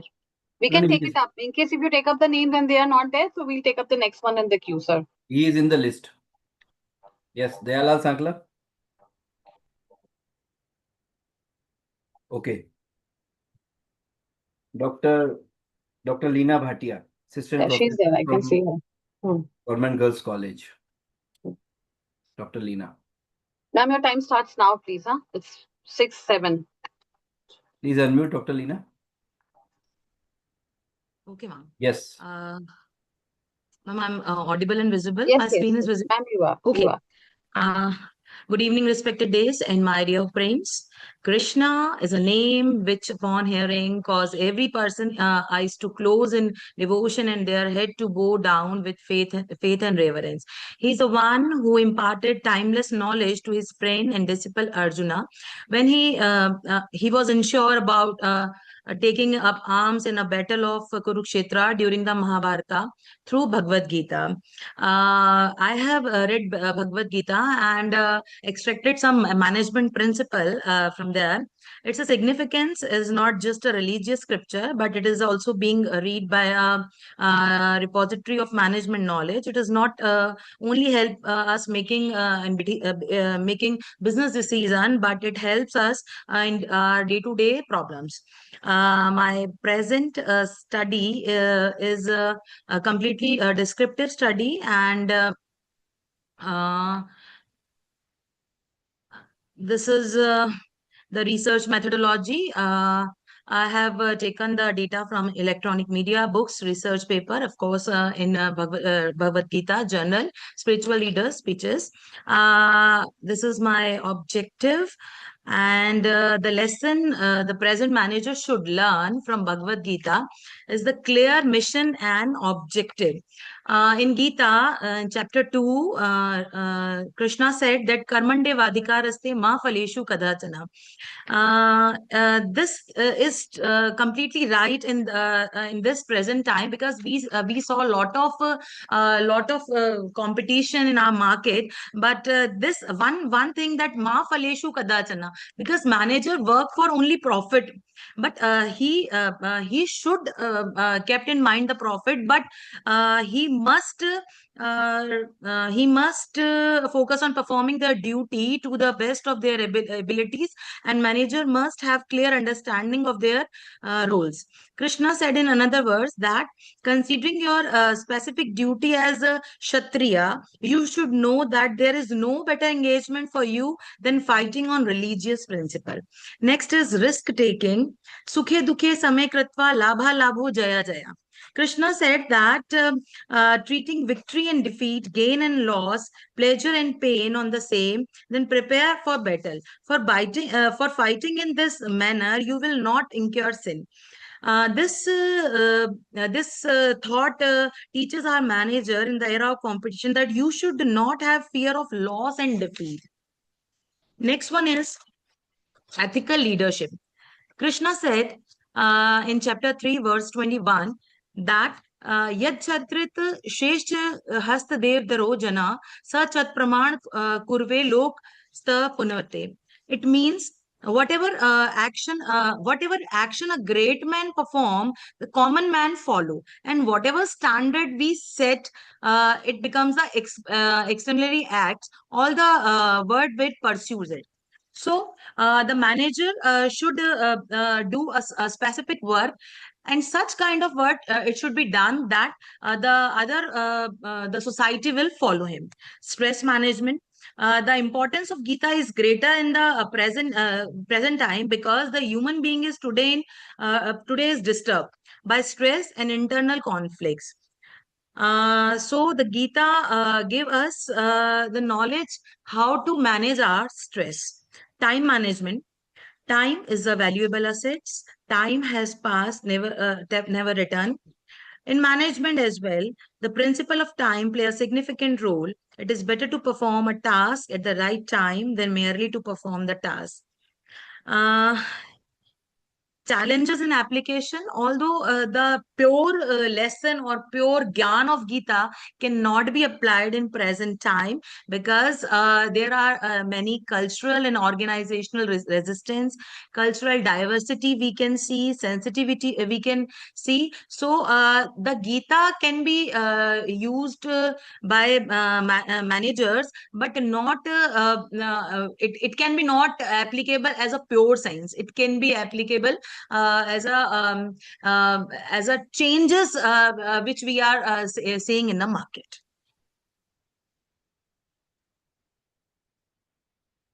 So thank you, Dr. Leena Bhatia ma'am. That was a very short and a crisp presentation, and above all, a very relevant topic, because we pick up a lot of management lessons from the great epics of Mahabharata and Ramayana also.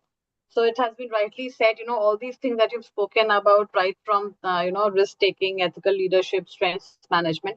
We cannot apply it on daily lives, but yes, we can take couple of them and try to implement. So definitely, it can bring about a sea change in our behavior and in our actions also. Thank you so much for that very well presented topic. Thank you. Modi sir, Thank next you. one. Yes. Thank you so much. Thank you so much. Thank you, Dr. Leena. Thank you. Thank you, sir. Yeah. So, Mr. Dayalal, you want to try again? You can unmute. Yes, yes. Now we can see you. Please unmute, sir. Please unmute कर लीजिए अपने आप. Yes, now you are visible. Sir, I am not connected on laptop. Sir, you have to mute one device. You have to mute one device, otherwise it will echoing. आपका eco करेगा, आपको एक device से एक आवाज बंद करनी पड़ेगी, वॉइस. एक से आप बोलिए, अदरवाइज वो इको करेगा. हेलो, अब ओके? हाँ, आप सही है. यस सर, आपका टाइम स्टार्ट हो चुका है. Let's proceed, please. Okay, madam. Good evening, everybody. My topic is financial performance of public sector and private sector insurance company in India, an analytical study. I short brief because my laptop is not. Hello. कोई बात नहीं sir, आप proceed करिए. जी.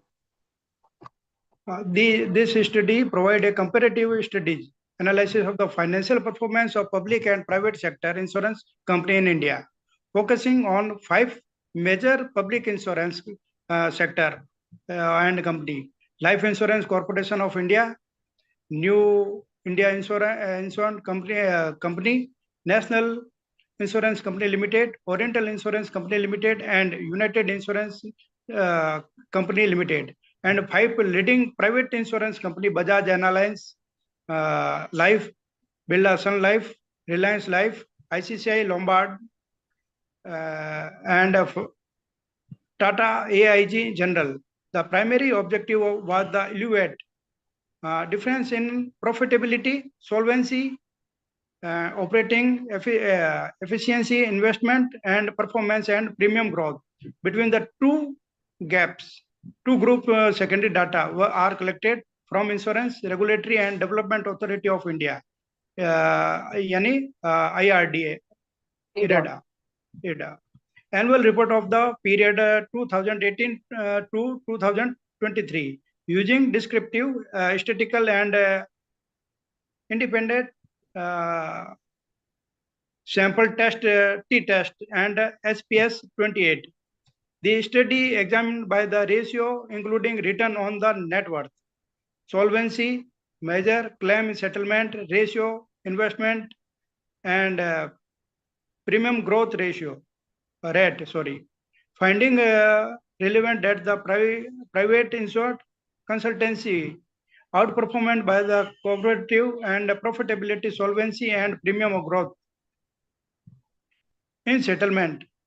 The result suggest complementary across both segment with private firm driving efficiency and signification for the regulatory policymaker and industrial leader, highlighting the need of the leverage there's state in the sharpening balance sustainable strategy of the future of the Indian insurance company.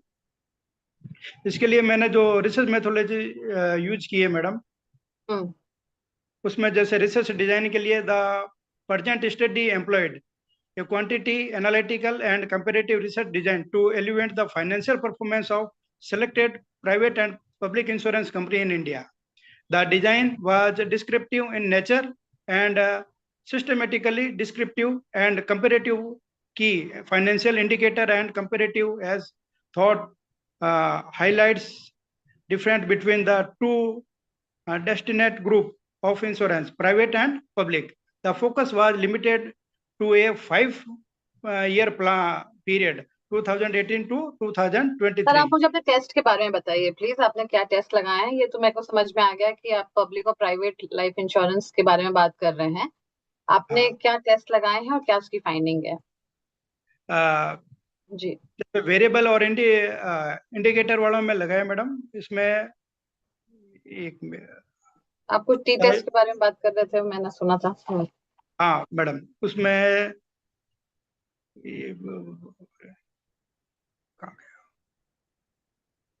Data analysis tools में madam ये था the collect, कहाँ गया, sorry sorry sorry sorry, थोड़ा सा जल्दी, time आपका हो, 4 मिनट हो गए हैं जी। हाँ madam, the selection present the comparative financial performance of 5 public sector and 5 private sector insurance company in India using the indicator outlined in the methodology. Data were extracted from IRDAI annual report 2018 to 2. इसमें madam जो T test और SPSS 28 test लगाया गया, the result are reported in tabular.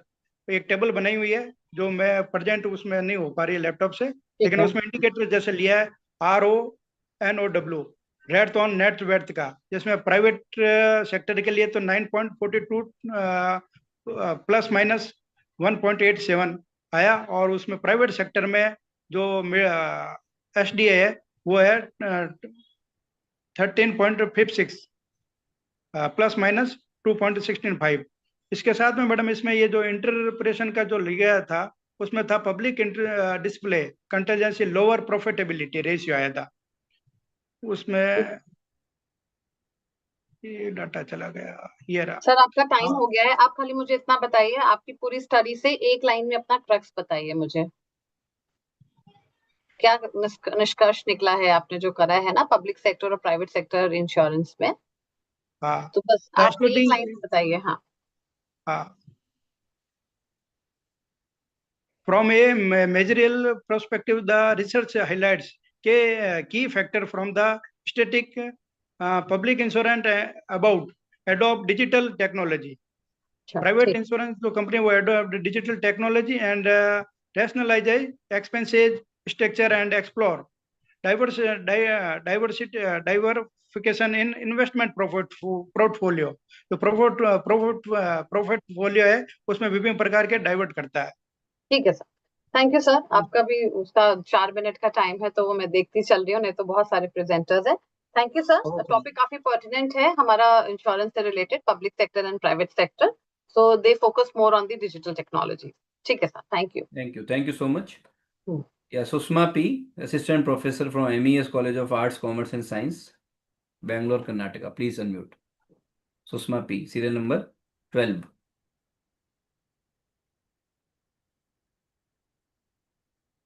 You there, Susma P? You are in the list, I think. So we can call the next one, please. बाद में उनको ले लेंगे अगर बाद में आएंगी तो। Mohammad Umar Rais. Please unmute. Mohammad Umar Rais. Dr. Mohammad Umar Rais. Yes, Dr. Mohammad Umar Rais. Yes, sir. Yes, sir. Good evening to all of you, and good evening, ma'am and sir. Myself, Mohammad Umar Rais, and I'm Assistant Professor, Department of Commerce, Maulana Azad College, Ranchi University, Ranchi, Jharkhand, India.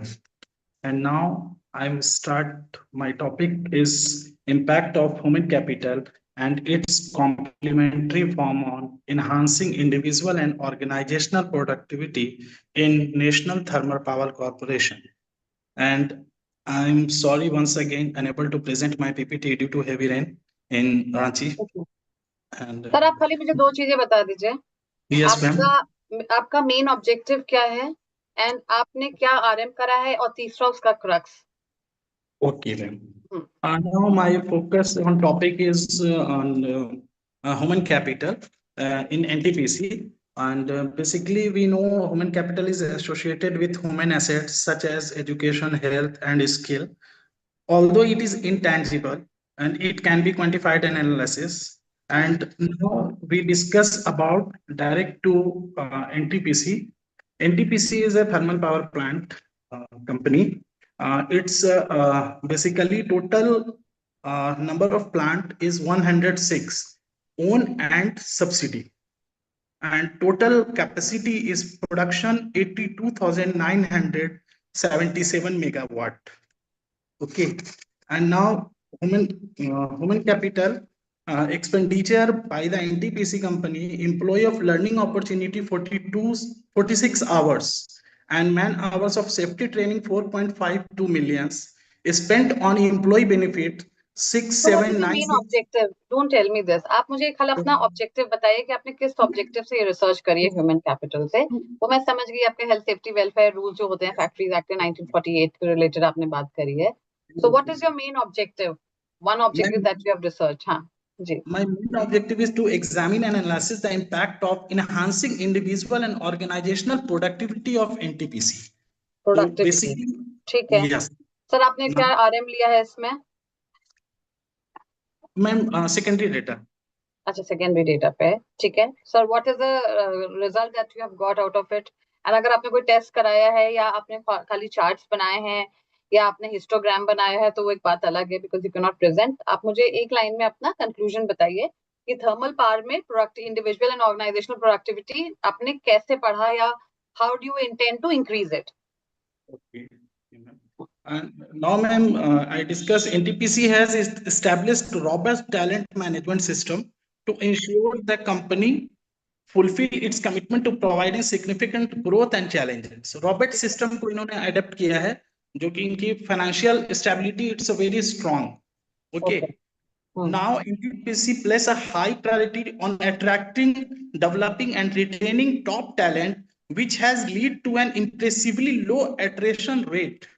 And last discussion, NTPC ongoing initiative are in harmony with nation priorities, the UN Sustainable Development Goal, and global best practice, positioning NTPC to not only meet compliance requirement but also to take a leadership role in India's sustainable energy transmission. Okay, thank you. Thank you. मैं आपकी बात समझ गई। You are trying to talk about the productivity because of their rich or because of their sound robustness of the financial that they have. वो financial की वजह से सारी ripple down effects positive में आ जाते हैं, and that is why the attrition rate and the labor turnover rate on all everything is very less. This is what you wanted to say, right? Okay, yes, ma'am. Thank you. Actually, he is adapted a robust financial system. Yeah, So financial that is a crux for everything. Okay, okay, thank you. Okay, ma'am. Bye. Thank you, sir. Bye. Ravi, sir, the next one, please.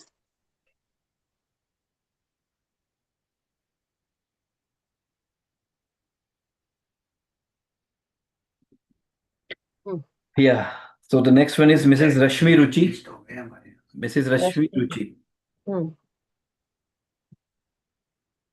Yes, please unmute. Mrs. Rashmi Ruchi. 15. Serial number 15, PhD scholar from Department of Commerce, Muzaffarnagar, Bihar. Please unmute. Rashmi Ruchi. Is she here? Mrs. Rashmi Ruchi. So नहीं है, sir दूसरा बुलाइए please. She is not here. She is here, but she is not able to. Yeah, please unmute Ms. Dr. Kaushik Dalvi. Dr. Kaushik. Dr. Kaushik Dalvi, please unmute. Dr. Kaushik, are you here?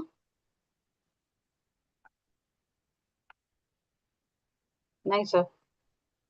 आगे बढ़ते हैं. They are in the list, but they are not. I don't know what happened. कोई बात नहीं, it's okay sir. We'll see later.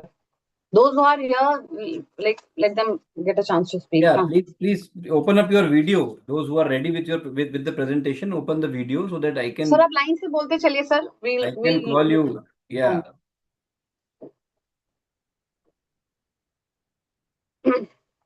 Sir, sequence से करिए sir. Otherwise, it will be very difficult. आप sequence से चलिए sir.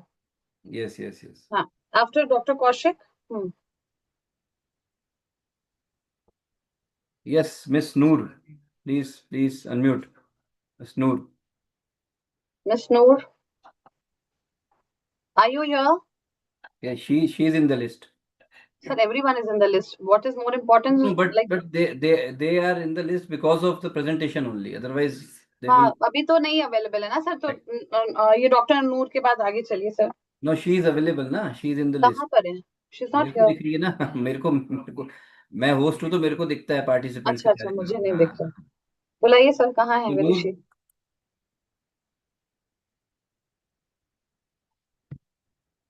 Next one. I don't know what. कोई बात नहीं सर, आगे बढ़ते हैं।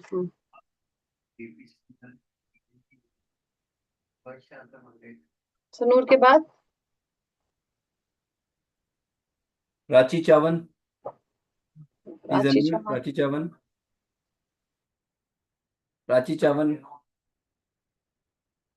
Yes, sir. Yes, sir. I am Yes, ma'am. present. Yeah, you can present. Yes, sir.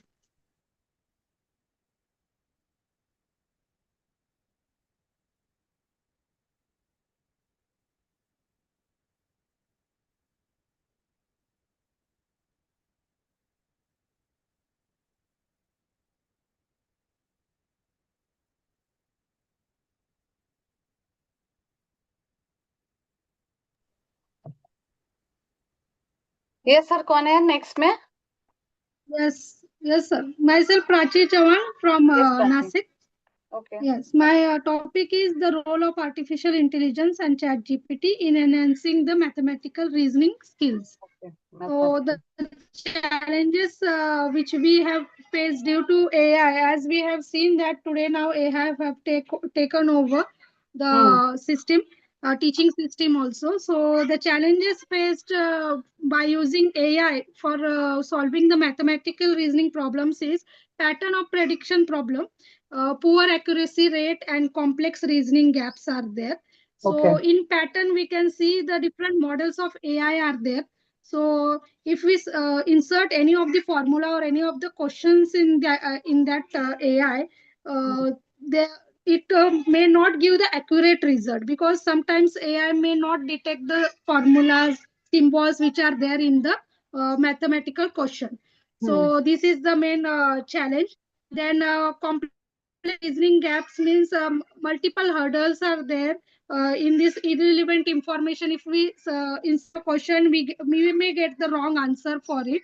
So as the AI may not detect the proper what is the question given in the text. Next is a chain of thought reasoning breakthrough. What steps we can use for overcoming this? So in chat GPT, we can do the problem analysis, which chat GPT we can choose here, as there are different forms of chat GPT. Firstly, there was GPT-3 error, now there is GPT-5 excellence. So according to that, we can choose which chat GPT is suitable for our problem solving, which can problem analysis, which can give the step processing, and which can give solution to the verification solution by verifying it. Then next is how ChatGPT enhance learning. It is detailed explanation is given in the ChatGPT, how the step by step they explain the process, how the answer is being taken out. Then concept understanding. Many of the students are there who are not that good in the mathematics, so they may understand due to the step by step solution, they may understand how the question which is given there has reached to the solution. Then personalized support means every students may not understand the problem by the teacher or by any of the tutor. So by this, due to AI, they may get the personalized support, means they can understand by themselves. Then real world impact is what educational integration is there due to chat GPT, research enhancement is there, professional application is also there due to the chat GPT. So educational integration means we can connect to different universities and schools. Math students can go through different research papers which are being published by the different researchers from the all round of the world. Then professional applications means where the AI is being used, mathematical study where the AI is being used in the different parts of the globe that they may know. There are also limitations. Some limitations are there. If benefits are there, the limitations are also there. First is hallucination risk, means what? Here you can, the AI may give you the solution. The student may think that answer is correct, but there may be some error and that answer may not be correct. It may be incorrect, and he or may get the wrong concept in his mind. Then symbolic computation gaps means some symbols of mathematics may not be understood by AI. So that due to that, they may not give them the solution or may give them the wrong solution. Then critical evaluation is required. According to this, the AI outputs, whatever questions we are typing in AI, or we are giving the inputs to whatever inputs we are giving to AI, that must be correct and accurate, so that AI may give us the correct answer to the mathematical reasoning. Then future scope, here it is hybrid integration is there. We can connect online, offline, both the ways. Then visual intelligence is there. Various models, graph, equations we can frame by this AI. With the use of AI, we can frame the graph. We can frame the different equations through this. Then creative empowerment. Due to this, the students which are very much bright, or who are very much who likes maths, they may find interest due to this, and due to that they may find some creative ideas also due to AI. The All right. conclusion for my paper is that AI as a catalyst for mathematical growth. It may be it can give the revolutionary learning, then powerful partnership may there, and future collaboration may also be there with the different institutions and different fields also. Thank Right, you. Prachi, that is a very, very pertinent topic that you have researched on AI, and उसमें बहुत सारे gaps भी हैं. आप अपने chat box में देखेंगे तो एक इसी AI पे ही related हमारी एक study चल रही है. So I'll request all the people who are there on this platform. I have already taken the permission from the organizers. Only then I have posted it in the chat box. No, तो it ये is जो for the आप good AI cause, से ma'am. There's no related problem. नहीं sir, these are the ethics actually. तो इसमें AI से related है प्राची, तो आप इसको एक बार जरूर भरिएगा, ये क्वेश्चन है. एंड और भी जो लोग हैं उसको एक बार भरेंगे तो you will get a better idea कि अबाउट AI क्या चीजें कर रहा है, because lot of theories have been used. मेरे स्कॉलर इसमें काम कर रहे हैं, तो I request everyone to have a look at this questionnaire also. Thank you so much, Prachi. That was a very, very pertinent topic. Thank you and all the best, beta. Right, Ravi sir, next हम लोग ले लेते हैं. Yes, ma'am. Miss R. Anupama, research scholar from Chennai. Yeah, please unmute Miss R. Anupama. She's already Serial there. number 24. Yeah. Good evening, ma'am, and good evening, sir. Yeah. I'd like to share my PPT. Yeah, please share.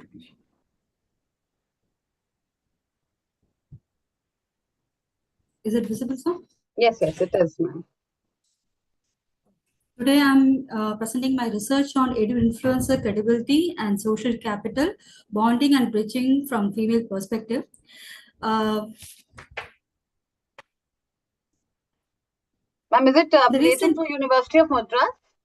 Your institute is yes, I evaluate. I have a College lot of theses from Madras universities to be evaluated, so I do it. I mean, referee for University of Madras also. Ji. Okay. Right. Very quickly, ma'am. So, yeah, yes, ma'am. Thank you. So, in the recent years, the social media and the digital platform have become a powerful tool for learning. Among them, educational influencer, popularly called edu-influencer, play an important role in shaping how learners access knowledge, interact with others, and building communities online. The need of the study, the existing studies on influencer marketing focus on commercial products, celebrity endorsement, and behavioral consumer behavior. A few limited studies have been explored the role of edu-influencer credibility in shaping social capital. So this study focused on female perspective adds a further significance, as a prior study states that female are more actively involved in the online learning environment and often rely on peer networks and trusted source for academic and professional growth. The theoretical framework which I've used for the study is source credibility theory and social capital theory. The credibility is the comprises of expertise, trustworthiness, and attractiveness. And social capital theory, the key the aspect of being taken is bonding and bridging social capital. The objective of the study to examine the impact of edu-influencer credibility on bonding and bridging social capital in the female perspective. The methodology which is used, a structured questionnaire referring to the edu-influencer credibility and the formation of bonding and bridging social capital, and the specific focus on female perspective, and Likkert's 5-point scale used to measure the variable ranging from strongly agree to strongly disagree. A sample size of 134 female respondents were social media users like YouTube's, Instagram's, LinkedIn, Twitter. So tools, statistical tools which are used, reliability test, correlation, and regression. The reliability test shows that there is a strong internal consistency among the variables. The key findings among the 3 dimensions: edu-influencer credibility, trustworthiness, expertise, and attractiveness. Trustworthiness is the strongest predictor of bonding social capital, which helping women forming so supportive and emotional connect community. In the case of bridging social capital, attractiveness is the highest influence, enabling the female learners to expand networks and access to the new opportunity like course, events, and collaboration. So overall, the credibility dimensions of edu-influencer plays a vital role in shaping the both a social relationship and the diverse education network. So contributions, this study is socially relevant because it highlights how edu-influencer empower women by creating a supportive community diverse learning space, and it provides a guidance to edu-influencer to maintain a credibility and fostering a community engagement. It also offers insight for the policymakers, educators, and digital platform to integrate edu-influencer into a strategy for inclusive education and lifelong learning. So the conclusion, so edu-influencers is not just a content creator, they are community builders. Their credibility measures through the trust, attractiveness, and expertise has a direct impact on female learners, especially the building a bonding and bridging social capital in the digital era. Thank you. Anupama, you've not used any of the tests. You've just thought I just heard that you used 2 theories: the social capital theory and social credit theory. So you have not used any tests, no constructs, no variables, nothing. It's just a very theoretical yes, one. ma'am. The independent. Yes, the based on the theory, the independent variables are the edu-influencer credibility. No. Theory and, is only used for the purpose of making that theoretical framework of research, right?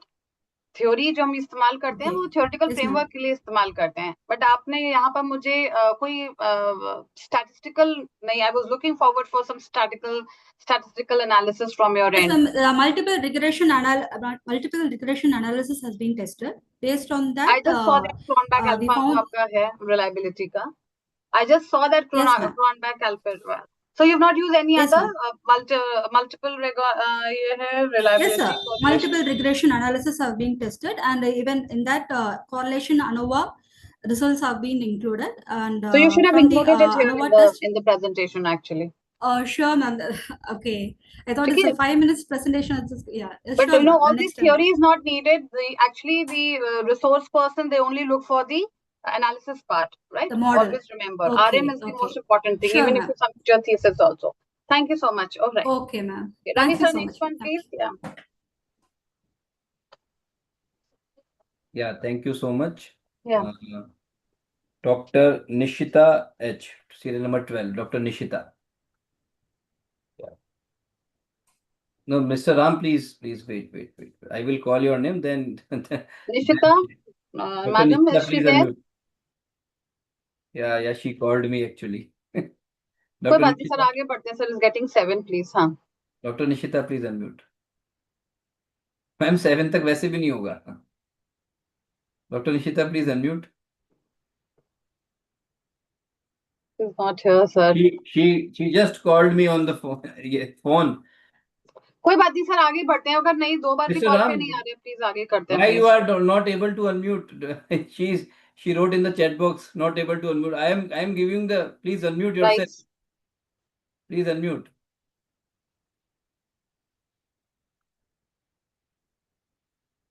She can look into this problem, sir. We'll get back to her. Let's, in the meanwhile, let's take some other candidate, please. She is not able to. Okay, Mr. Ram. Now you can, until I don't share again and again. Now you can unmute yourself. Serial number 26, I think. Yeah. Mr. Ramlal Bagadia. Yeah, we can see you. Yeah, very quickly. Good evening, Ravi sir. Good evening. Good evening. Please share your. My topic is the export analysis of India's travel services. Because actually this is part of my PhD thesis. In this paper, I want to highlight the export performance of travel services through growth and trends in growth of export of services, and I want to present the comparative advantage through the RC index in this paper. In this paper, I have taken the data from 2005 to 2023, and the data has been obtained from the UNCTAD, United Nations Center for Trade and Development, and the data are based on the BPM 6 classification, balance of payment manual 6 classification.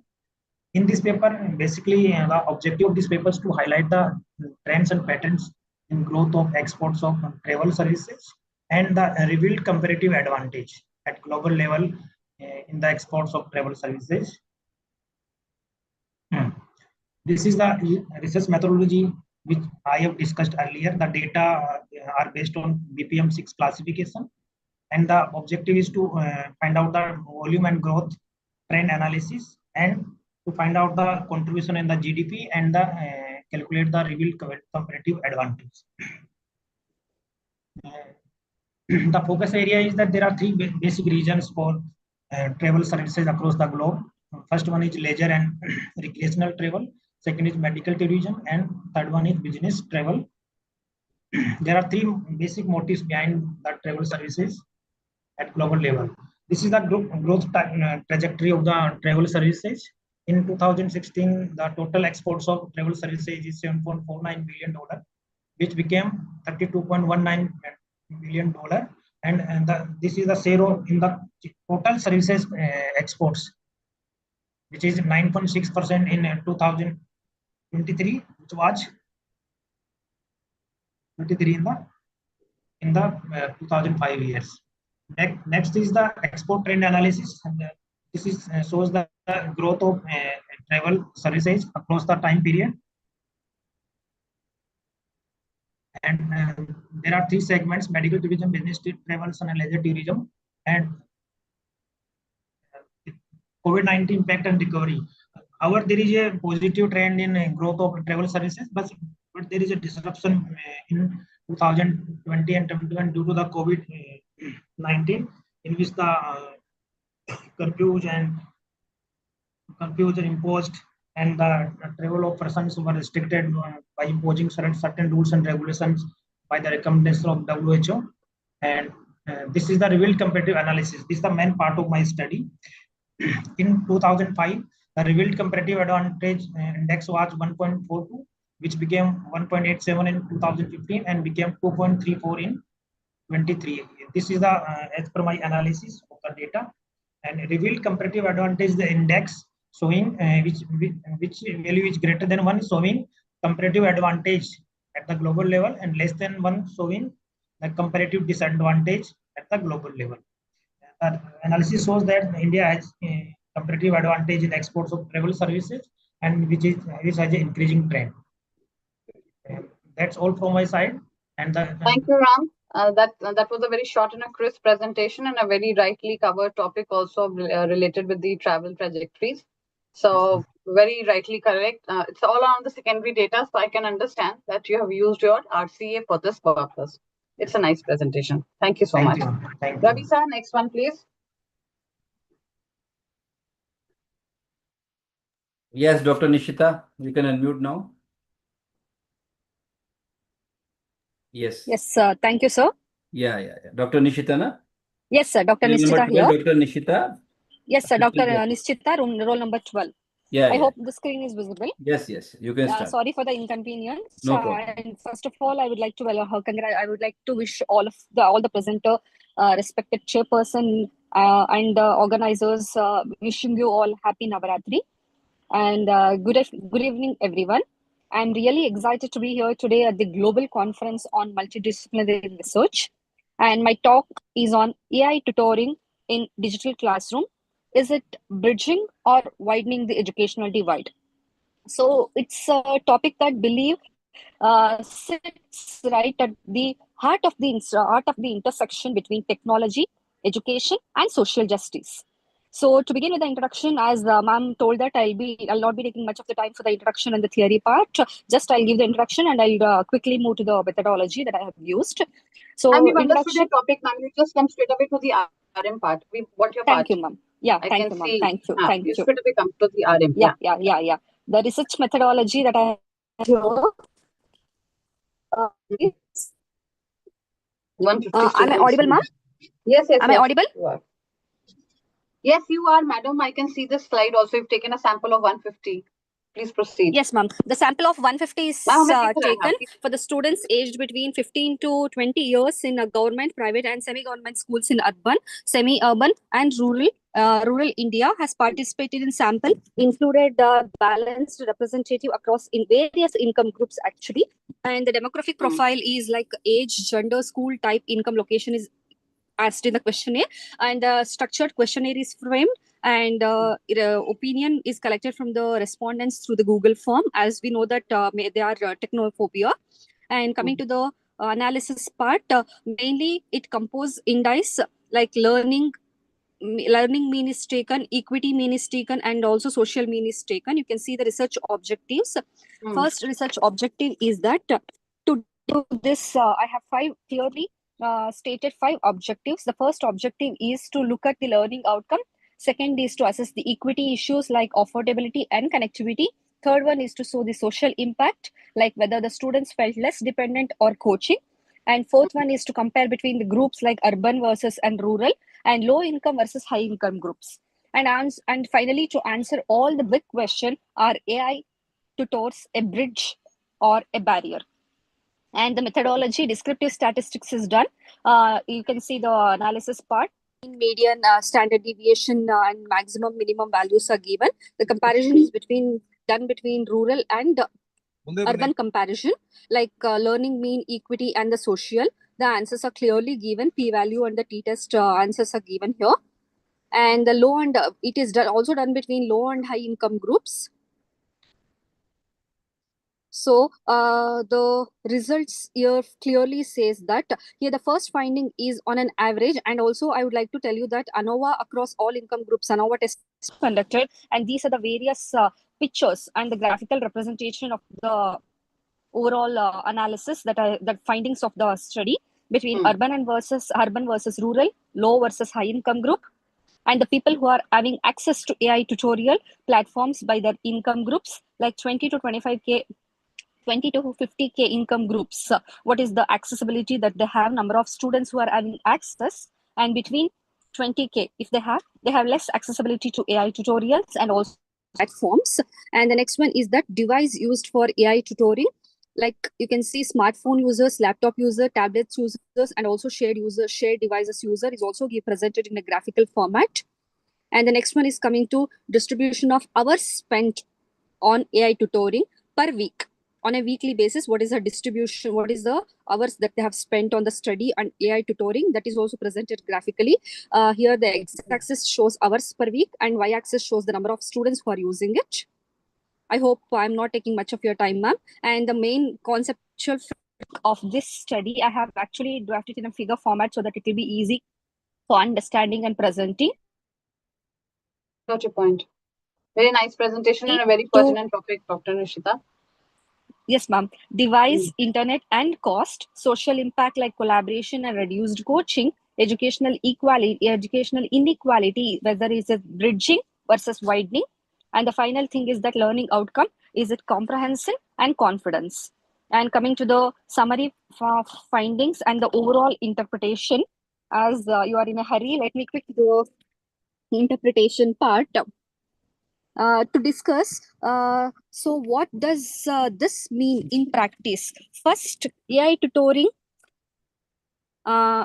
Just a second, let me open the discussion part. And this is the AI tutoring digital classroom, that conceptual framework between 26 to 27 November 2025. And the discussion part, first, AI tutoring does work. It All right. improves So very, learning. Dr. Nishita, a very, very pertinent topic, and I must congratulate you. You did it in a very nice way also, with proper theories and proper everything. The kind of research paper that we really look forward to. So Thank you so much, actually, ma'am. AI is making a lot of impact, whether it is bridging or whether it is, Exactly. creating that inequalities. Very, True. very nicely presented also. So, ma'am, Yes, I ma'am. would request you in the chat box. I have just given one form related with AI only. Yes, ma'am. I saw that actually. So it would be really nice if you can fill it up, so even I can gain some insights on They will AI. all fill. They will all fill. Sure, ma'am. Sure, ma'am. They will all So submit. finally, can I take 2 minutes and to take a conclusion, to give a conclusion? So ma'am, we've already got it. You've exceeded your 4 minutes of time. I've been keeping a Okay, track of thank the you, time. ma'am. It's Yeah, all thank clear, very clear, and very nicely taken up the variables also. And you have already used your ANOVA and one the other t-test and all. I just saw that. Very Yes, ma'am. pertinent and a very good presentation. Thank you so much. Thank you so much, ma'am. Thank you. Thank you. Thank you. Serial number 22, Dr. Rekha Patel. Please unmute, Dr. Rekha. Yes. Yeah. Good evening, everyone. Ma'am, can I share or without sharing I can explain? My topic It is will be theoretical. better if you it will be better if you share your PPT. Yes, just Oral presentation is oral presentation, and with PPT presentation is you might got the best paper presentation award. Without PPT, I think. Ma'am, थोड़ा सा जल्दी कर लीजिए, please.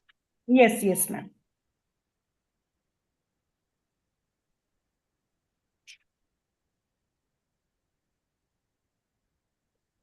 Chauhan साहब, welcome.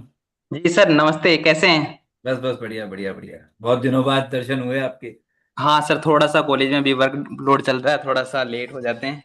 रेखा ma'am, आप orally बोल दीजिए if you're not able to present, please. Yes, ma'am. Yes. Please, yes, proceed. Yes, The Rekha time ma'am, starts. you can do oral presentation if you are Yes, not able ma'am. to Yes. share your PPT. Yes. Actually, my topic is theoretical, ma'am, because I want to do work on this topic, but I have less time, so that is why I have did the theoretical work, but I want to do work on this. So just 1 minute.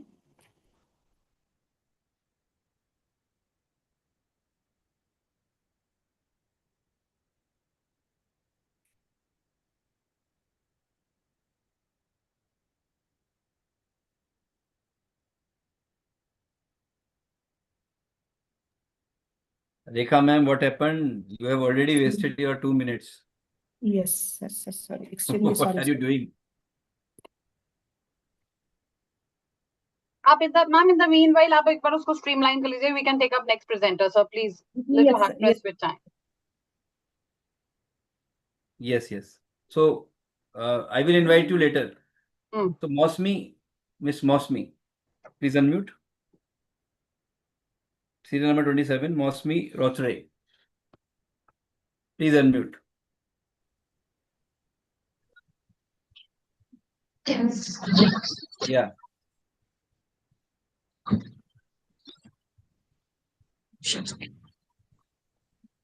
Please start.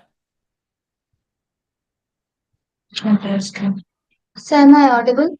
Yes, you are audible. You are audible. Please carry on. Carry on. Just. Yes. Your screen is visible. Yes, your PPT is also visible. You Yes, can sir, sorry for the delay, sir. थोड़ा network issue है यहाँ पे. I can understand. Please start. Okay, sir.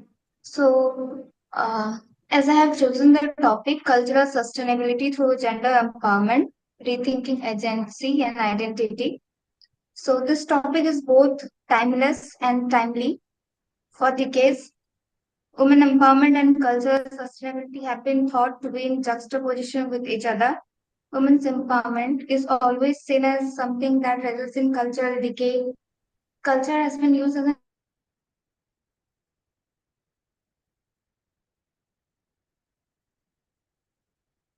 Most people stop hearing you.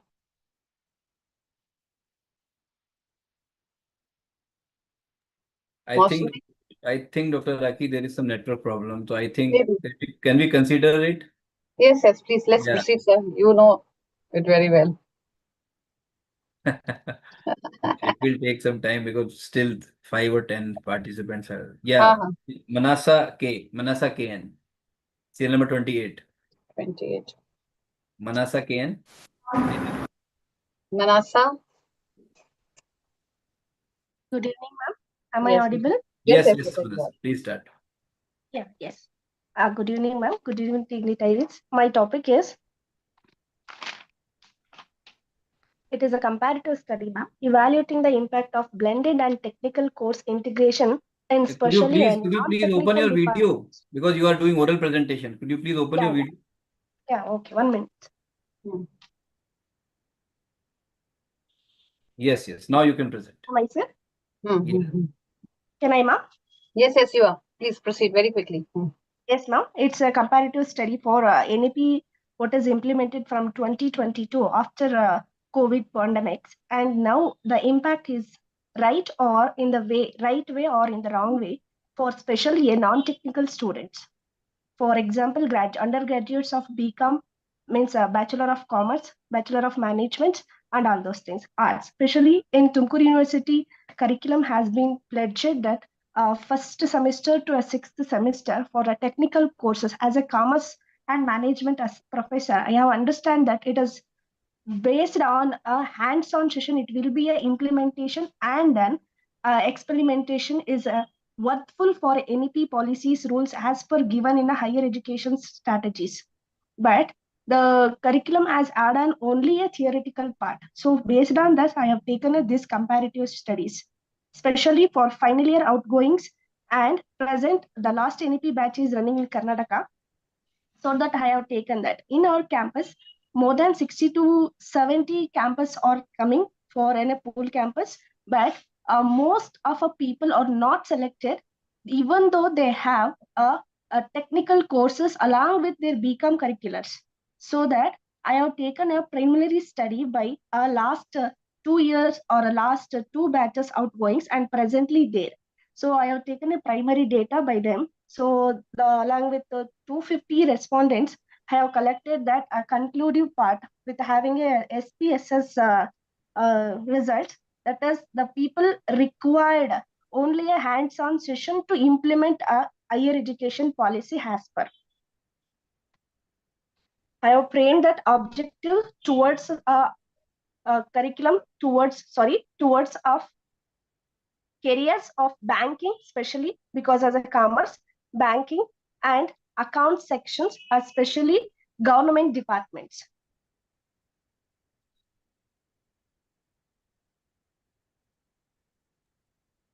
The students. Hello. Thank you. Manasa, please come to your conclusion. I've got your point that you're making a comparative analysis between the NEP of the final year students and the third year students. So what is the crux of your study?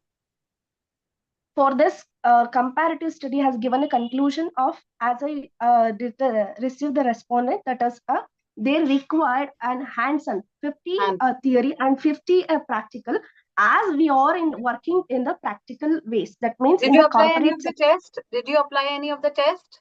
Ma'am, just I applied for a basic method by collecting of a respondent through a Google form, and I collected a respondent spreadsheet, and I just applied for SPSS. And this is actually in the under process, but primary data I have collected this response. They need a 50-50, 50 theory, 50 practical, like IIT and IM, what they are using for a 50% of classroom and 50% of a practical learning. The students are required like that only. It's a very nice topic. Don't leave the topic in the lurch. Just proceed with this topic because it's a very pertinent topic, and the NEP, because in most of these states the NEP has been implemented and people are finding it very, very difficult to implement it in their respective but universities, in Karnataka it will including be even BHU also. So things are a little difficult. It's a good topic and you can take it further also. Okay, thank you, ma'am. Thanks. All the best. Modi sir, next one. Yeah, Kavita Palve, please unmute. Kavita Palve, serial number 29. Kavita. A very good evening, everyone. I am Nareen Pathan. I am doing my presentation along with Kavita Palve. Hello. Okay. She's the co-author, sir. Kavita ke saath hai. She is the co-author. She is the co-author. Yes, sir. Okay, Miss Nareen. Just a second, I'll share my screen. Okay.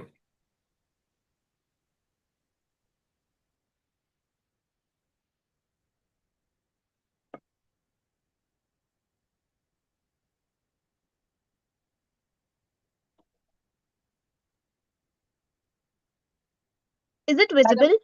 No, it is not. It is not visible.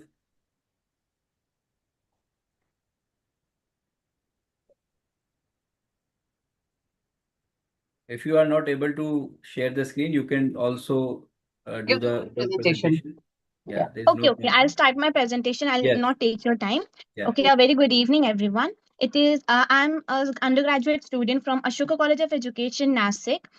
Currently, I'm pursuing my BSc BEd integrated degree from the same college. It is an honor to present my paper on the topic social media perspectives on women's empowerment at digital lens. So today, I'll be talking about how social media has. Okay, I need to start my video, right? Yes, yes, yeah. Okay, it's okay. No problem. Is it visible? Your face is Yes. visible, the presentation is not visible. It's okay, ma'am. Maybe there's some glitch. I don't know. I'm unable to do it. You just talk about your Yeah. objectives, you talk about your RM, and you give me the crux. Okay, ma'am. No problem. So have you understood what I'm going to talk about? Right? So the need for my topic is like how social media has have impact on women's empowerment. So as you all know, there's a campaign called hashtag Me Too. Me Too is the campaign where women can say how whether they have been sexually assaulted or whether they have harassed somewhere. So that I'm going to talk about. And the methodology for my presentation is a qualitative method, and objectives for my paper is to analyze the influence of social media on women's empowerment, not just nationally, but globally. And the second objective is to explore both the positive and negative impacts of these platforms. Third, to highlight the roles of digital media in education, entrepreneurship, and leadership. And the last is to suggest strategies for making digital spaces safer and more inclusive. The main discussion on my topic is on the positive side, social media is a tool of visibility and voice. It provides women with platforms for self expression, advocacy, and entrepreneurship.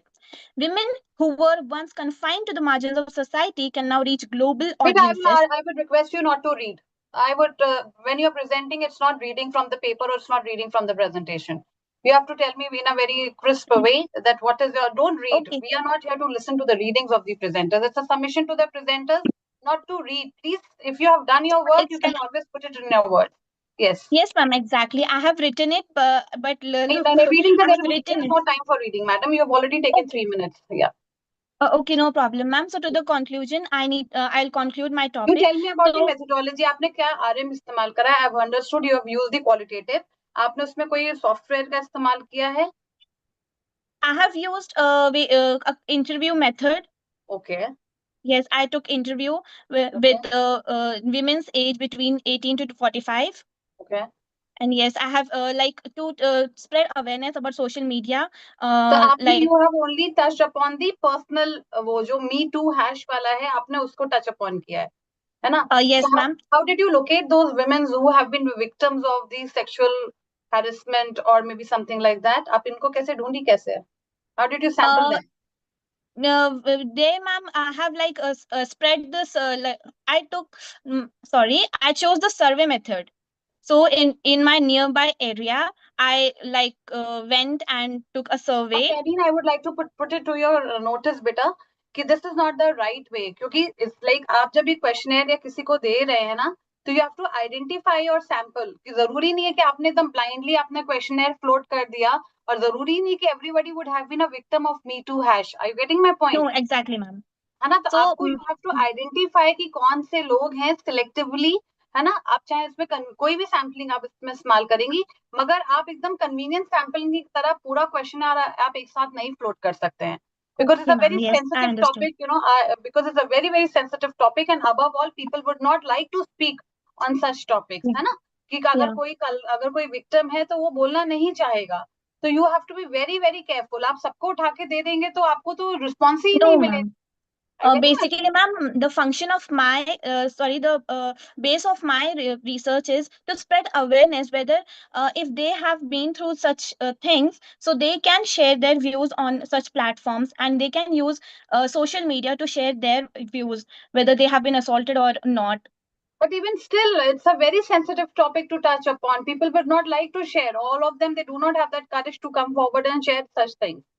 तो ये अगर उनको लगता है कि उनको अगर वो शेयर करेंगे तो उनकी पर्सनल इमेज में क्या इम्पैक्ट पड़ेगा, उनकी फैमिली में क्या इम्पैक्ट पड़ेगा, उनके करियर में क्या इम्पैक्ट पड़ेगा. So you Okay, have yes, to ma'am. analyze all these things also, है ना? So Yes, ma'am. थोड़ा Sorry, सा ma'am. It's my thought है. first time actually. No, I'll try my there is best for you the don't have to be second. sorry. At least I'm No, happy okay. that you have come up with such a bold topic, है ना? You have Yes, come up ma'am. with such a bold topic. I'm telling you the right way to proceed with your research in this regard.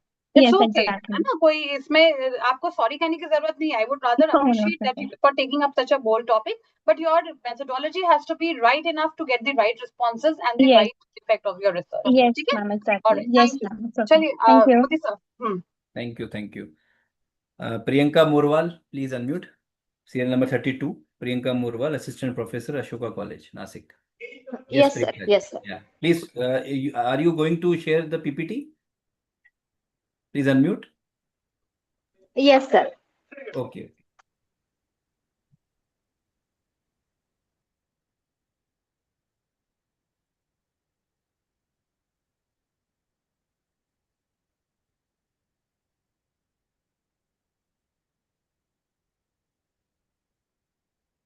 Is my screen is visible? No. I don't know why today everyone is not able to share the तो आ PPT. जाता है when you're presenting on a different platform. Now is it? No, it is not yet visible. You have to click share screen button, green Sir, button. actually, I'm clicking on that button only. Still, it is not working. Okay, so let me invite you. I will invite later. नहीं sir, एक will minute. I would invite you sorry to later. interrupt you, Modi sir. Sorry to interrupt you. Priyanka, madam, if you want to present orally, you can do it. हाँ, you can do it orally. हाँ, बताइए. Keep your video on and you can do it Got orally. Yes. Yes, On. yes, ma'am. Okay. So my research topic is role of artificial intelligence and chat GPT in education. This is the theoretical paper. So I'm just orally explaining the role of artificial intelligence in a teaching learning process. For students, it is helpful in various ways, such as personalized learning, intelligent tutoring systems, all-time assistance, and enhanced accessibility. With this, artificial intelligence helps teachers as well with various aspects such as automated administrative tasks, smart content creation, feedback, and professional development. The overall impact of artificial intelligence on education is nothing but the efficiency and effectiveness during teaching learning process. With this, it includes inclusivity of different methodologies. Teachers can use different types of methodologies and can use various resources to have impactful teaching learning process. And it is very much helpful for future readiness as well. The role of AI in a society will see first.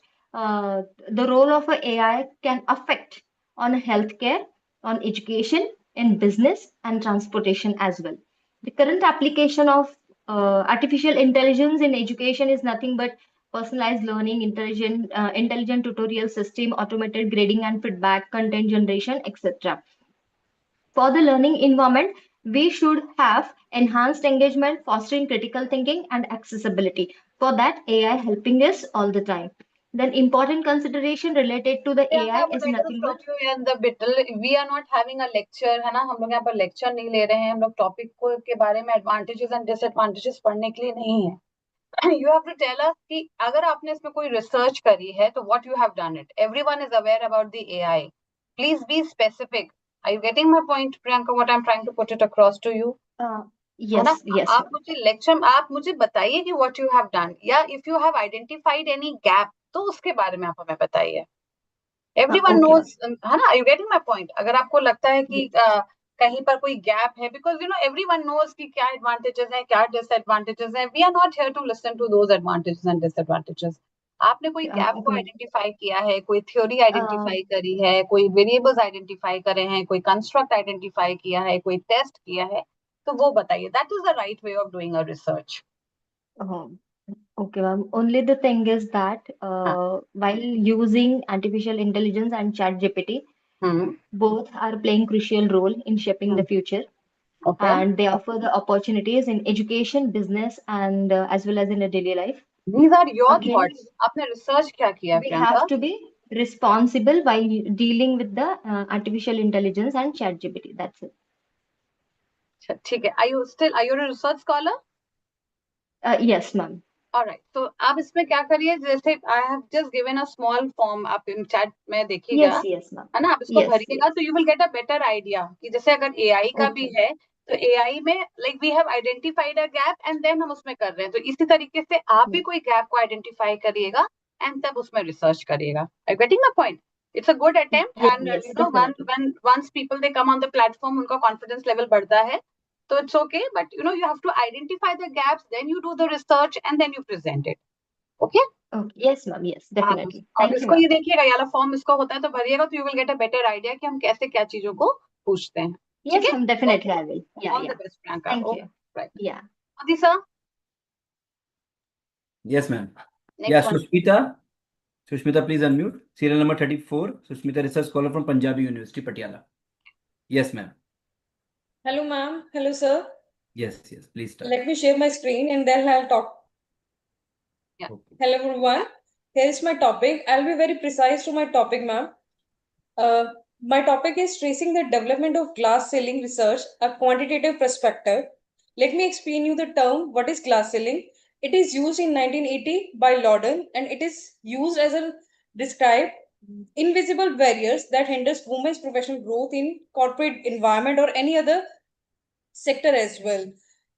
And the presentation says, according to the Times of India and Global Gender Gaps Index 25, India is ranked 131 out of 148 countries. With the growing body of literature on this subject, it becomes essential to map and evaluate the trajectory of research. So the objective of my study, to present a bibliometric overview of glass ceiling literature.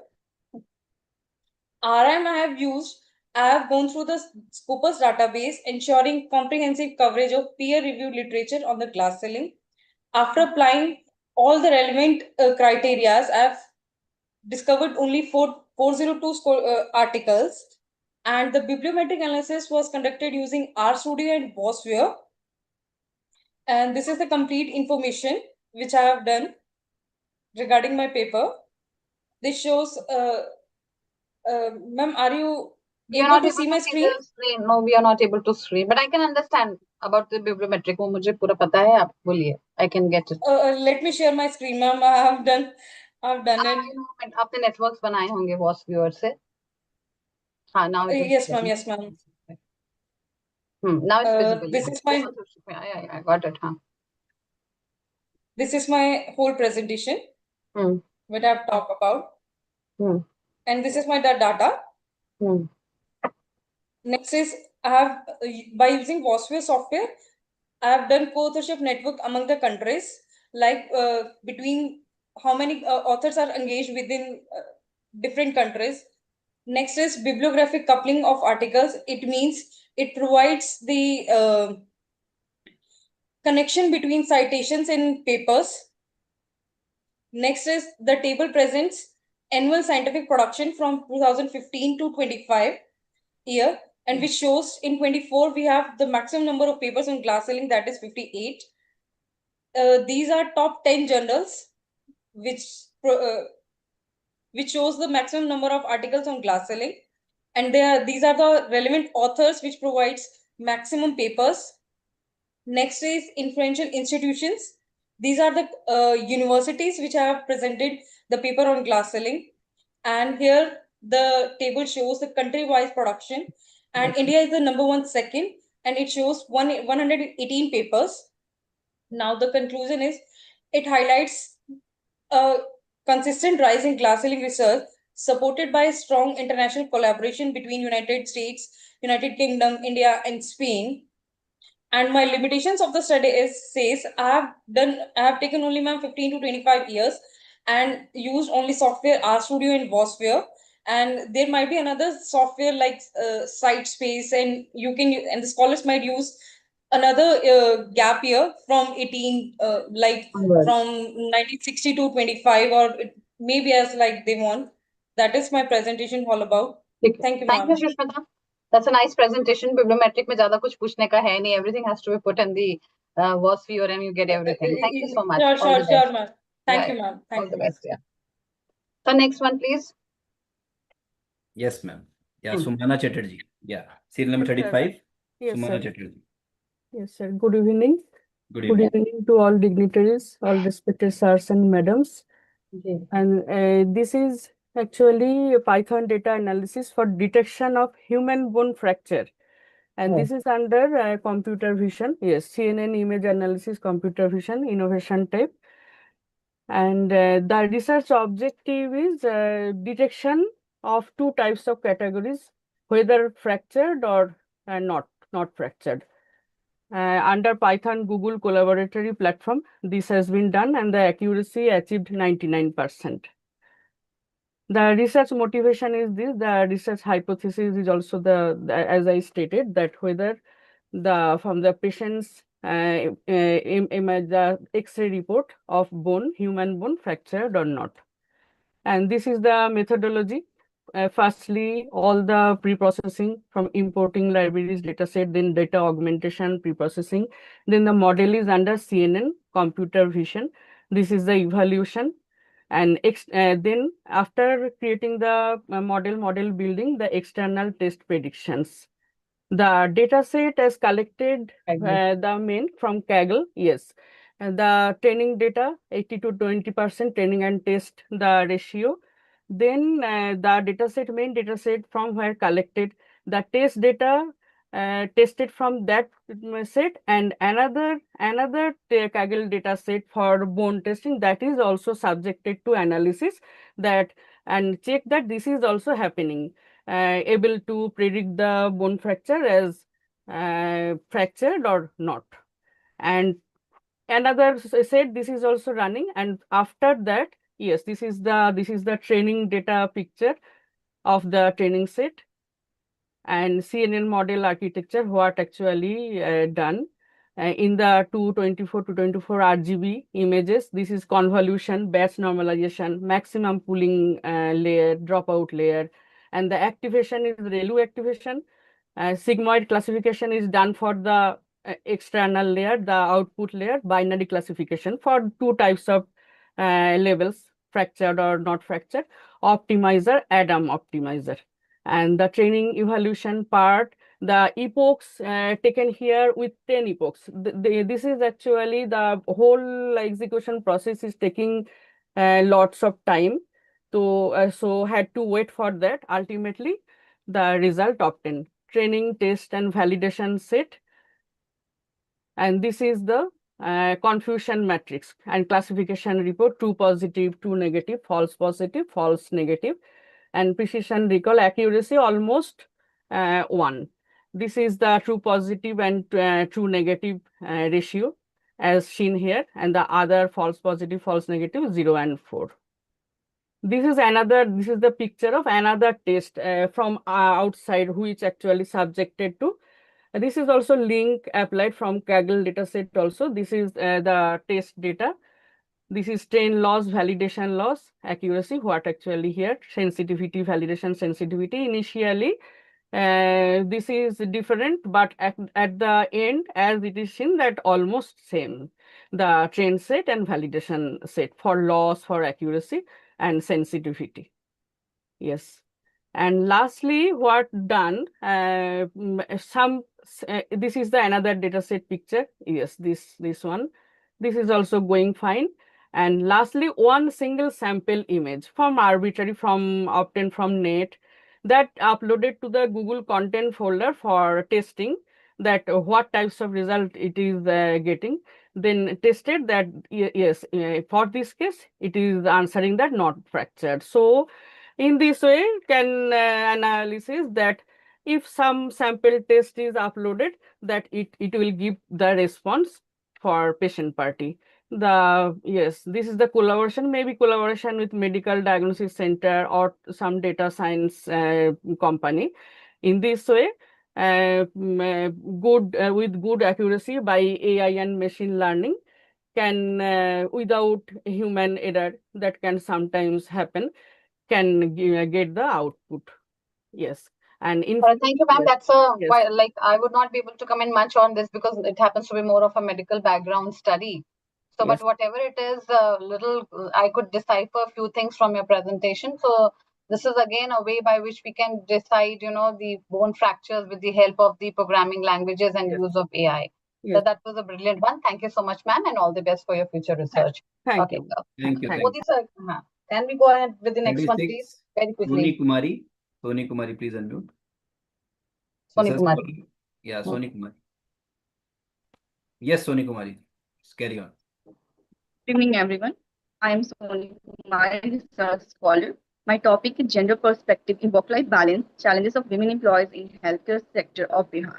This study highlights the unique difficulties faced by women healthcare professionals in the balancing their professional duties with personal and family responsibilities. Work-life balance is increasingly being recognized as a Soni, core please don't element of read. I would not appreciate you to read anything. You just tell me about your objectives, your research methodology, and your analysis part. We are not here to listen to the readings of the research scholars. Please, आपको read नहीं करना है. आप मुझे crux में बताइए कि ma'am हमने ये रिसर्च करी है या हमने इस तरीके से करी है, वो आप हमें बताइए. Yes, yes, ma'am. Okay. There's a limitations finding from my topic is unique gender-specific challenges faced by women. Women in healthcare face multiple challenges. Social expectations often position them as primary caregivers, which conflicts with demanding professional schedules. Family pressures होते हैं, especially in joint family structures, discourage women from accepting night shifts, and rural posting. On top of that, safety concerns like lack of secure transportation, inadequate workplace security, make night duty or late working hours especially difficulty. This culture and social pressures are quite pronounced. Safety is not only about night shift. Even traveling in peripheral health center during the day can be unsafe, which adds another level of stress. Work-life balance barriers faced by women. Maintaining work-life balance is particularly hard because of irregular working hour, night shifts, and emergency calls. Childcare support is limited, and women are also expected to take care of elderly family members. Domestic responsibilities such as cooking and household usually men एक minute. Soni, ये बहुत theoretical है. ठीक है ना? That topic is okay, good enough. What are the challenges that are faced by the medical women? That is perfectly fine. But इसमें आपने research क्या करी है? Have you got any questionnaire filled कि जो आपके बहुत सारी चीजें हैं उसमें से कौन सा सबसे prominent है? आपने क्या किया है इसमें? I want to know. No ma'am, कोई ये थ्योरेटिकल ही मैंने वो करा है, ऐसा कुछ मैंने क्वेश्चनर या रिसर्च आरएमएस का नहीं है. तो आपके लिए सबसे अच्छा सोल्यूशन क्या होगा कि आपका ये टॉपिक बहुत अच्छा है बिकॉज ये विमेन एम्पावरमेंट और सस्टेनेबिलिटी और सारी चीजों से कंसर्न है. तो माय सबमिशन वुड बी कि आप इसी से रिलेटेड कम से कम 5 से 10 स्कोपस के जो Q1 के पेपर्स हैं आप उनको रीड करिए, उसमें से थ्योरी निकालिए और थ्योरी के बेसिस में से आप वेरिएबल्स या कंस्ट्रक्ट्स को निकालिए तो आपकी रिसर्च और अच्छी होगी. दिस इज जस्ट ये तो हम लोग बुक्स में भी हमें मिल जाएगा कि क्या चैलेंजेस हैं, but what you have done, आपने कोई इसमें कोई वेरिएबल्स लिए हैं, कोई आपने स्टडी करी है, लोगों से मिले हैं या आपने फोकस ग्रुप किया है या आपने इंटरव्यूज लिए हैं, वो चीज हम जानना चाहते हैं. I am telling you the right way of doing the research बेटा, since you are a research scholar. तो आपका टॉपिक बहुत अच्छा है, आप इसमें थोड़ा लिटरेचर को पढ़िए, फिर उसमें गैप आइडेंटिफाई करिए कि भाई कहाँ पर क्या चीज मिसिंग है, उस चीज को लेके आप करिए. जैसे सपोज करिए आपने 5-6 फैक्टर्स बताए, तो शायद 2-3 फैक्टर्स में ऑलरेडी बहुत काम हो चुका हो और 1-2 फैक्टर्स में नहीं हुआ हो, तो अब उन 2 फैक्टर्स को पकड़ के आप आगे उसमें काम करिए, तो वो रिसर्च कहलाएगी. ठीक है Soni? So you need to proceed in a systematic way to do your research. This is my submission to you. Thank you. All right? Yeah. Yeah. Thank you so much. Shama Rani, please unmute. 38. Shama Rani. Sir, am I audible? Yes, you are audible. Okay, sir. I am going to. Yes, your screen is also coming. Yes, screen is also coming. PPT is. Yeah, PPT is about to come. No, sir. We cannot see your PPT, beta. It is showing that Shama Rani has started screen sharing. Okay. Only this message we can see. Your screen is not. I think not visible. Not The network. network is not a bar. I am. You can try again. You can try again. Please quickly try again. Please, sir. 1 minute. After this, I think only one participant is there, Mohammed Mehtab Alamji. Please get ready. ठीक है sir. Sir 1 minute hang हो गया है शायद. 1 minute. I am trying. You can. Yes, sir. Am I audible, sir? Yes, yes, you are. I am trying. I think screen. आप अपना video on कर लीजिए मैम. Yes, सबसे पहले 1 minute, ma'am. I am trying. You can open your video and you can start your. Screen is visible, sir. Yes, now it is visible. Now it is visible. Webex now. Yes, please click on your. Yes. It is visible. Please start. Return loan, हाँ. फिर return. 1 minute. मैं slide नहीं on करती. 1 minute. Now. It's okay. Chलिए proceed. Okay. नहीं, now PPT is visible, sir? Yes, or yes. not? Yes, Okay. yes, it is. A comparative study of key predictors, ना loan fraud detection. Yes, ma'am. Yes, ma'am. चलिए आगे बढ़िए. Respected Dr. Rakhi Gupta, ma'am, Dr. Abhikant Modi, sir, and worthy presenter. I am Shama Bhoria, a research scholar at University School of Management, Kurukshetra University, Kurukshetra, and also an associate professor of commerce at Government College for Girls, Palwal, Kurukshetra. A very good morning, good evening, everyone. The title of my study is a comparative study of key predictor in loan fraud detection using machine learning algorithm. Loan fraud has become a critical issue for financial institutions, leading to significant financial losses. Traditional rule-based approaches are too rigid and often generate many false alarms. Machine learning offer more advanced and flexible solutions. It adapts to new fraud patterns, improve accuracy and spot and data-driven decision. Although many machine learning models have been applied in fraud detection, only a few have proven consistently successful. Even more important is need to identify which variable change your slides also. We can only see your first slide. Please. On this slide, I would like to highlight the key focus of my study. The objective of my work is to analyze and compare the most important variable that influence loan fraud detection. Instead of only looking at model accuracy, we want to know which predictor consistently matter across different algorithms. For this purpose, I have applied 5 popular supervised machine learning model, that is decision tree, random forest, logistic regression, XGBoost, the support vector machine. These are the supervised learning methods which I tried to use. These are the related studies.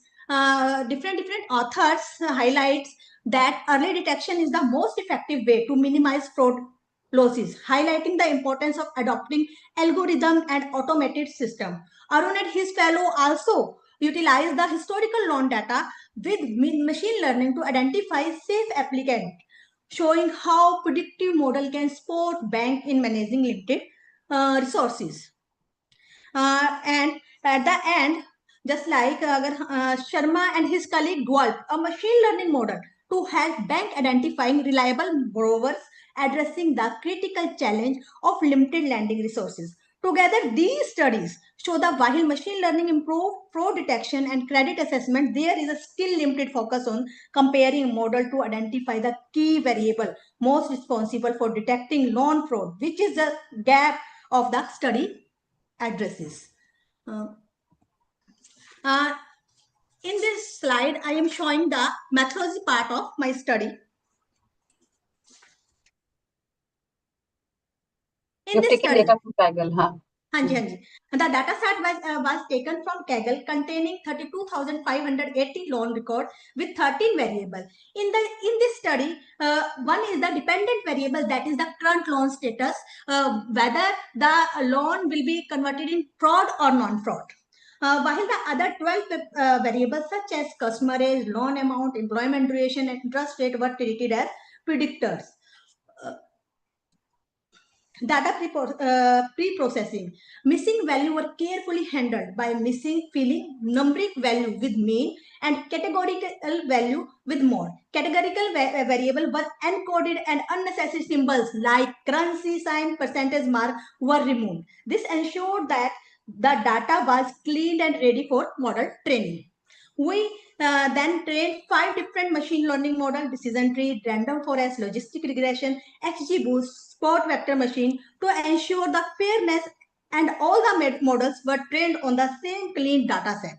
Using a train set split, default hyperparameter were applied with minor adjustment for XGBoost to improve performance. This systematic process allowed us to compare the model not only in terms of accuracy but also identifying the most important predictors or variable of loan fraud detection. These are the key features importance across the model. Loan grade, credit history length, customer age are most important in logistic regression, and customer ID shows some importance in decision tree that is skipped in this slide, because this is whatever will be the customer ID is just a unique identifier for each customer. It does not contain any information about the customer's behavior, income, likelihood to commit the fraud.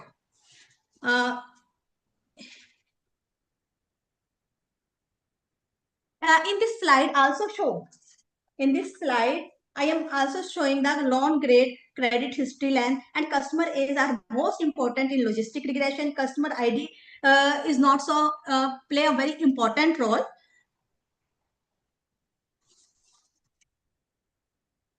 In this study, we analyzed which feature most influence loan fraud detection across 5 machine learning models, excluding the dependent variable, that is the current loan status. Loan grade, credit history, length consistently appeared as the important. Random forest and XGBoost show high predictivity, accuracy, and logistic regression help us understand the effect of each feature, and decision tree offers straightforward interpretability. This information can guide financial institutions in prioritizing key variables for monitoring and automating fraud detection. In the end, overall understanding the feature importance allows us to choose model that balance accuracy, transparency, and regulatory compliance in fraud detection. Thank you to my side, ma'am. Thank you, Shama Rani. That was a very, very pertinent topic. Again, the fraud detection is one of the most burning topics of today's contemporary world also. And I think you've done quite well along with the machine learning part that you've talked about. So that's a well-presented topic and a well-presented presentation also. Thank you so much. Thank you so much, ma'am. Modi sir. Modi sir. Yes, Dr. Rekha, please unmute. Unmute कर लीजिए ma'am. Yes. Good evening madam. Good evening sir. Madam मैं बहुत time नहीं लूंगी क्योंकि मेरा theoretical है, but मुझे उसके ऊपर बहुत सारा काम करना है. तो just I want to present using biotechnology in sustainable farming method and how we can improve or promote the environmental preservation and food security. तो इसके ऊपर मुझे थोड़ा सा है कि मुझे इसके ऊपर बहुत ज्यादा काम करना है, क्योंकि इन आर स्टेट ज्यादातर फर्टिलाइजर्स, केमिकल फर्टिलाइजर्स बहुत ज्यादा यूज होते हैं. तो बायोटेक्नोलॉजी एंड बायो फर्टिलाइजर्स का यूज करके हम कैसे उसको इम्प्रूव. तो मुझे कंपैरेटिव स्टडी करना है मैडम. मेरा वर्क चल रहा है, कंप्लीट नहीं हुआ है, but just I want to share you कि बायोटेक्नोलॉजी और बायो फर्टिलाइजर्स का यूज करके, और एक फार्म है जहाँ पे बायोटेक्नोलॉजी यूज हो रही है जो मेरे स्टूडेंट का ही है, और अदर उसी फार्म के अंदर वो 2 साइड में एक केमिकल यूज करते हैं और एक बायो फर्टिलाइजर्स यूज करते हैं, because they are not getting more money. तो वो उसमें खुद के लिए करते हैं, बट वो मनी कम से कम मनी खर्चा करके कैसे वो इम्प्रूव कर सकते हैं, उसके लिए मुझे वो मेरा वर्क चल रहा है मैडम. लेकिन मेरा कंप्लीट नहीं होने की वजह से just I want to share my topic using biotechnology in sustainable farming method, how we can improve. Environment is also very important for us, and food security is also very important for us. तो वो कैसे हम improve कर सकते हैं, उसका मुझे comparative study करना है ma'am. But my work is not completed, so I will not present or share the PPT because other things are theoretical, so I don't want to share the theoretical things, ma'am. नहीं ma'am, again Thank ये you so topic much. बहुत अच्छा है because ये bio fertilisers and जितनी चीजें आप बता रही हैं, they pose a big hazard to the health issues also. तो Yes, आप ma'am. इसमें Yes. अच्छे से काम करिएगा. इसमें बहुत सारा you are new to go through the literature, identify the theories, identify the variables, identify the constructs, and then you can always proceed with that kind of model. Chali, my Yes, best wishes ma'am. with you, right? Thank you so much, ma'am. Thank you, ma'am. Thank you. Modi sir. Yeah. Devashri Deshpande. Devashri Deshpande, Yes, please unmute. yes, Yeah, you can start. Serial number 25. Yes, sir. I'm sharing my screen. Is it visible? Yes, it is. It is coming. It is this. Yes, it is visible. Yes. Patents. So good evening, everyone. My topic is research on the statistical analysis of subject-wise patents which are granted in India.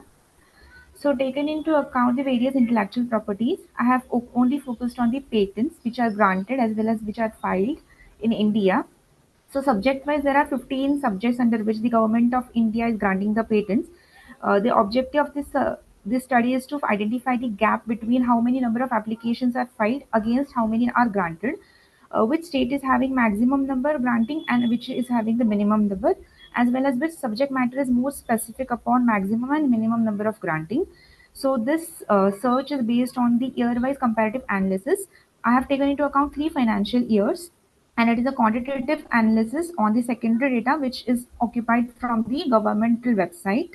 So I have used statistical tools of MS Excel, PowerPoint, and pivot tables and pivot charts are used.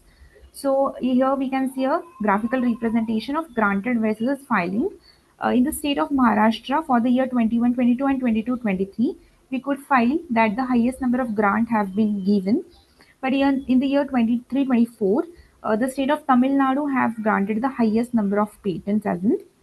So this is the statistical chart representing all the subject-wise analysis of how many numbers have been filed against how many have been granted. So for the 3 years, this analysis have been done, and based on that, we could find some conclusions. Like there are specific subjects on which number of patents granted are highest, that are pharmaceuticals, information technology, or mechanicals. The lowest we could find in the types of biochemistry, food, or in textiles. So it basically based on the temporal analysis that how it can be increased so that the growing awareness about the intellectual property rights and how it could be realized that how the people are going through the process of patent registrations and how the R&D encouragement should be made. So automatically for this purpose, contributions are required by the policy makers, by the decision makers, and by the national policy of India. So few suggestions from the whatever this research have been done. So government as well as different initiatives can be taken for patent literacy from the legal perspective as well as how to support the patenting process. So fundings are needed for the specific areas which are having less priority as based on patents. Policymakers can use the statistical analysis to give some kind of interventions between the tax incentives or fast tracking the process of patenting, and they can have the innovative hubs. So R&D programs where there is a bridging a gap between the industry and the actual who are the inventors. So comparative analysis can be useful for such leading innovation economies, and it can be helpful for India to have the number of patent registrations in the upcoming years, how it can be fast enough and how it can be more increased upon. Thank you. Devashi, that's a nice presentation. In fact, a nice topic also because these patents are very important. And then you can always find out that, there are two kind of things related with patents, right? So one is the granting of the patent and one is the publishing. So in case if you want to do further research, you can go deep down and, deep dive into this and find out that how many people have submitted for the publication and how many of them have got the actual funds for the implementation of their novel ideas which have been converted into patents. Thank you so much and all the best. Yeah. Thank you. Thank you, sir. So the last presenter, Dr. Mehta Balam. Yes, Dr. Mehta Balam, please unmute. Yeah. Yes, sir. Thank you for giving this opportunity. Yes, please start. Actually, I'm not prepared PPT, No but problem. You can do oral presentation. I'll share my abstract. Yes.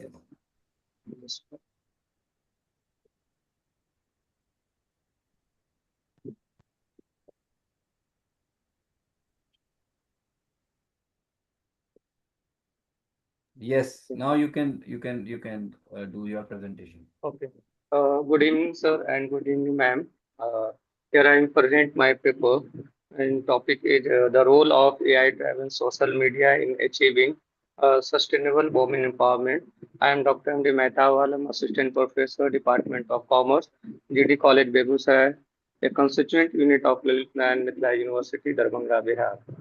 And my abstract is artificial intelligence has emerged as a transformative force in reshaping communication, knowledge, dissemination, doctor and Anand sir, decision.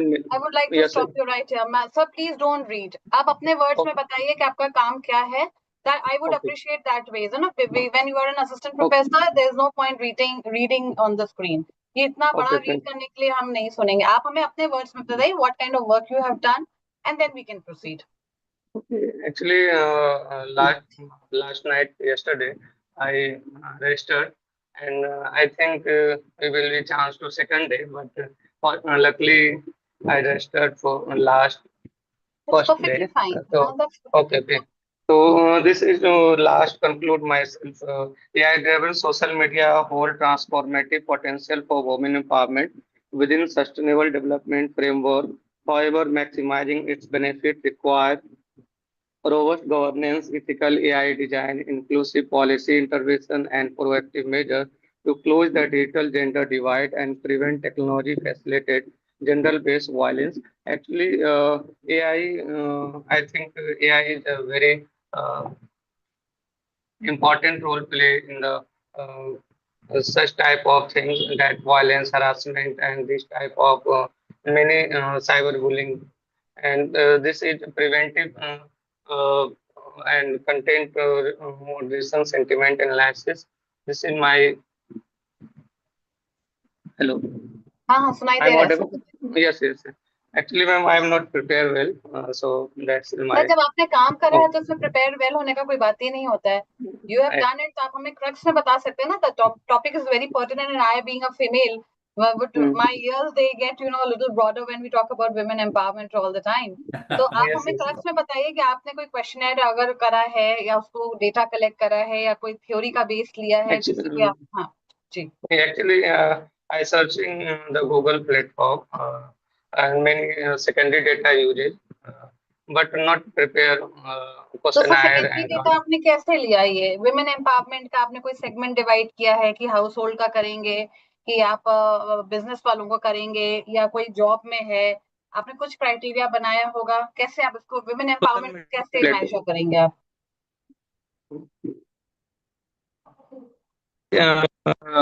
AI-driven social media platform for women empowerment. ठीक है, social media के through आप करना चाह रहे हैं. Yes. ठीक है सर, चलिए, all the best. Thank you. Thank you, Dr. Mehta. Yes, Yogesh Sharma ji, please unmute. हाँ, Modi sir. This is the last participant, Yogesh Sharma. Right, sir. Good evening to everyone. Am I audible? Yes, you are. I guess I'm also visible. Yes, you are. With your specs. Yes. Thank you so much.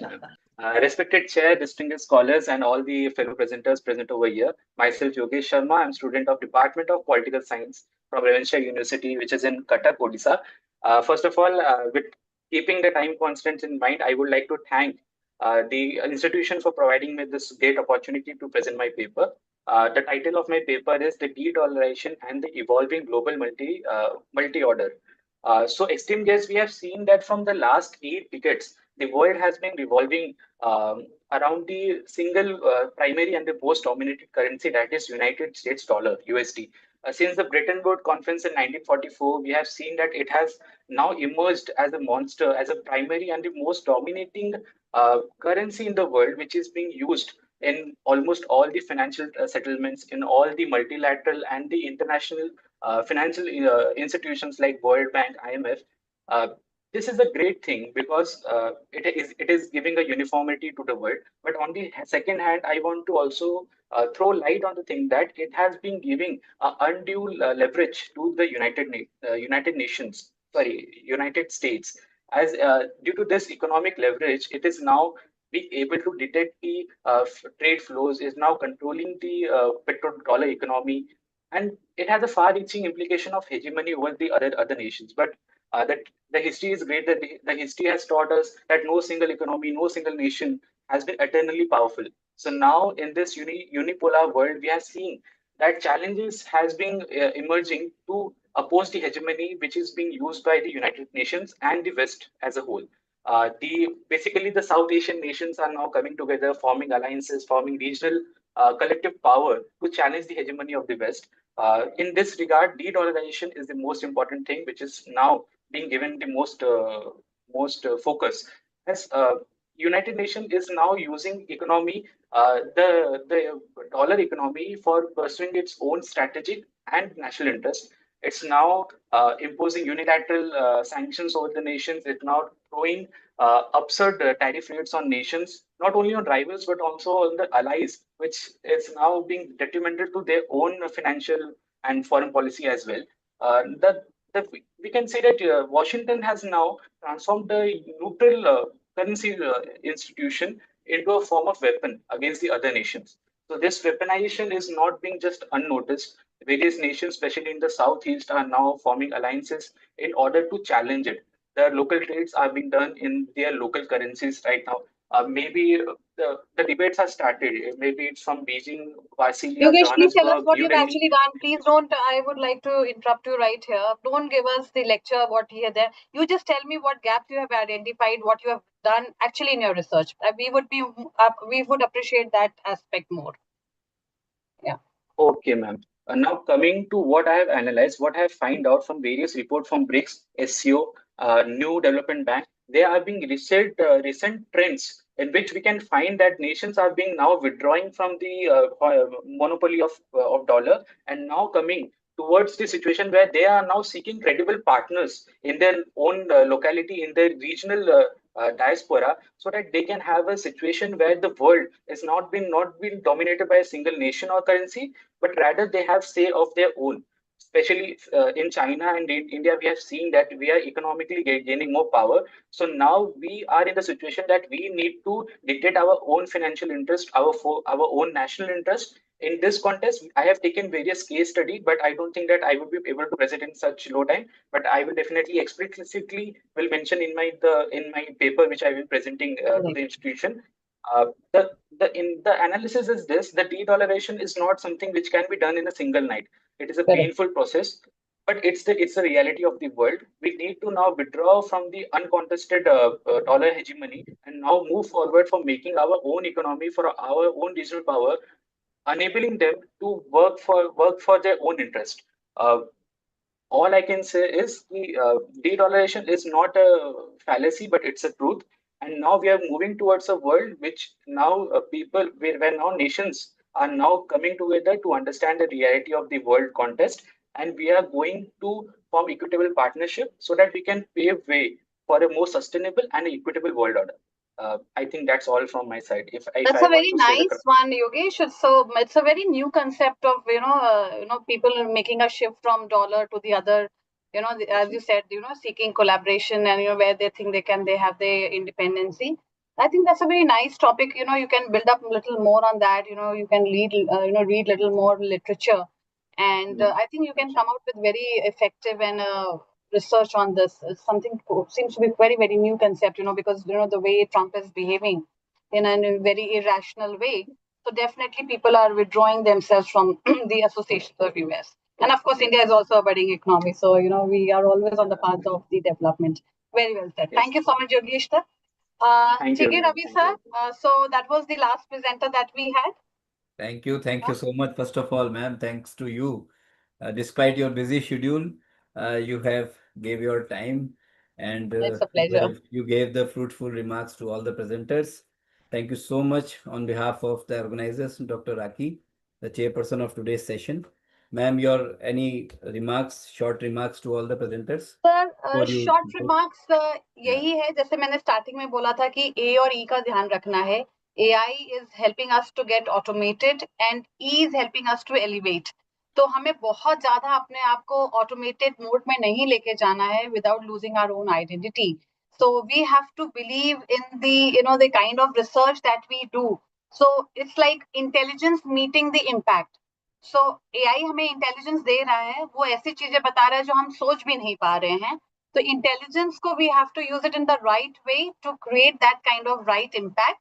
And I think presenters have come out with very novel ideas also, जैसे कि ये dollar वाला था, that was something quite new, हमने नहीं सोचा था. So platforms such platforms, they always give us an opportunity to interact with each other, understand their perspective and get new insights into new topics. So I wish all of them very good luck, and I think all those who have not been able to present in our way, so my submission is reading is the only way by which you can actually improve your research. तो आप जितना read करेंगे, जितना explore करेंगे, उतना ही आप अच्छे बनते चले जाएंगे. So wishing all the best to your future endeavors in your research journey. Thank you so much for bearing with me. Rather, I know you are busy. You have to go to attend a puja, but now it has tried started our raining best out. to finish it early. Actually. Yogesh ji, thank you so much. But sir actually वो तो पूजा है ही, but ये एकदम सही चीज है कि platforms में ऐसे आने से we Yes, actually understand the research perspective. नए perspectives हमको मिलते हैं जो we would have not even thought of.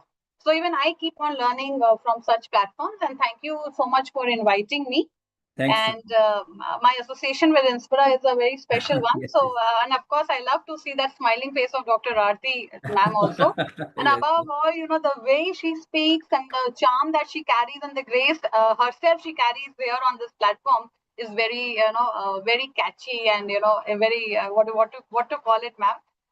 Very you can say very attractive and very humble tone. All those things collaborated into one makes your perfect personality on the whole. Yes, she is, ma'am. She is. She is really humble. Yeah. We are so lucky to have Dr. Aarti as a joint secretary. We always feel it. Rakhi ma'am, coming from you means a lot because you yourself is a role model for us. Honestly, yeah. honestly, ma'am. Thank you. So, sir मेरा submission है ये छोटा सा. मैंने AI पे क्योंकि topic है और ये जो रिसर्च मेरे स्कॉलर्स मेरे अंडर में कर रहे हैं, this is related with AI. They will share in the जितने group लोग अभी also. रिसर्च में I नए have so हैं, many I groups. would ask them to fill up the questionnaire. तो आपको एक आइडिया लगेगा कि क्वेश्चनेयर में किस तरीके से वेरिएबल्स को लेते हैं, किस तरीके के क्वेश्चंस लिए जाते हैं और उसको कैसे भरते हैं. And in case if once my paper is through with this, I'll share the paper with you. So you'll get a better pedagogical approach, एक systematic approach मिलेगी कि कैसे करेंगे. क्योंकि इसमें भी हमने बहुत सारी theories यूज करी हैं और इसमें मैं PLS-STEM इस्तेमाल करने जा रही हूँ. तो that is one of the latest software that we have. तो जितने लोग हैं, never stop learning, keep enriching yourself.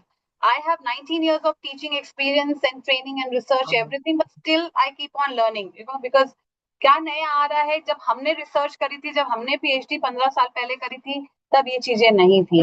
So even I keep on picking up things from everyone हम जिनसे interact करते हैं. So my submission is keep learning, keep exploring, and keep moving ahead in life. Thank you so much. Thank you so much, Dr. Rakhi, once again. Thank you so much. All right. I shall take leave and wish Yes, you all a yes, ma'am. very, Sure, very happy Navratri with a very, very Same to you, happy ma'am. and a Same to you. prosperous Dashera and a bombastic Diwali ahead. Thank you. So much. Thank you so much. All right. We will talk later. Thank you, sir. Okay. Thank you. Good night, sir. Yeah, good night. So thank you so much, Dr. Rakhi Gupta, the chairperson of today's session. Once again, thank you so much, all the keynote speakers, the chief guest, the guest of honor. But before I invite Dr. Aarti, Joint Secretary, Inspira Research Association, for the formal vote of thanks, on behalf of the organizers, I would like to request all of you to please join tomorrow's session also, because we will announce the best paper presentation awards in tomorrow's valedictory session, and we will also share the feedback link for the certificates. So I would like to invite Dr. Aarti Chopra, Joint Secretary, INSPIRA Research Association and Associate Professor, Purnima University, Jaipur, for the formal vote of thanks on behalf of the organizers. And please, this is the last session of this conference. Please keep your video on so that I can take some screenshots.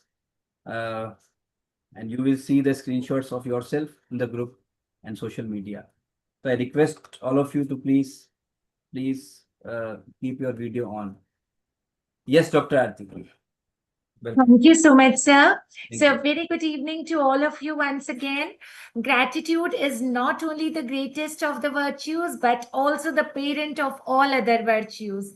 A very good evening to all of you once again. With a heart full of gratitude, I, Dr. Aarti Chopra, Joint Secretary, INSPIRA Research Association and Associate Professor, Purnima University, Jaipur, take this honor to deliver the formal vote of thanks on behalf of INSPIRA Research Association for the incredibly enriching day 1 of Global Conference on Multidisciplinary Research, Artificial Intelligence and Sustainable Development, jointly organized by Swami Shahjahan College of Commerce and Management, Bhavnagar, Gujarat, Chandragupta Institute of Management, Patna, Bihar, and INSPIRA.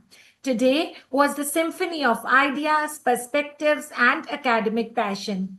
Our journey began with the vibrant welcome notes from Professor Rana Singh, Dr. Neena Parekh, and Professor Ravikant Modi, who set the perfect tone for the what has to come. We are truly privileged to have the gracious presence of our chief guest, Professor Nagaraj Ramrao from Tirupati, whose words inspired us to think globally yet so locally.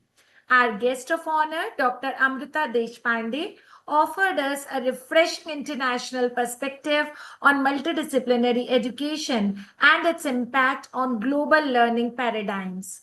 A heartfelt thank to our chairperson, Dr. Rakhi Gupta from Banaras Hindu University, Varanasi, for her academic stewardship and ever-encouraging presence throughout the session. How patiently she has listened to all the paper presenters and gave the fruitful remarks to them. We extend our heartfelt thanks to the keynote speakers, Dr. Ruby Sengar Malhotra from Greater Noida and Dr. Abdul Qadir Nahas from England, who each brought diverse and deeply insightful views on commerce, education, AI, and innovation. Your ideas have added immense value to the spirit of the conference.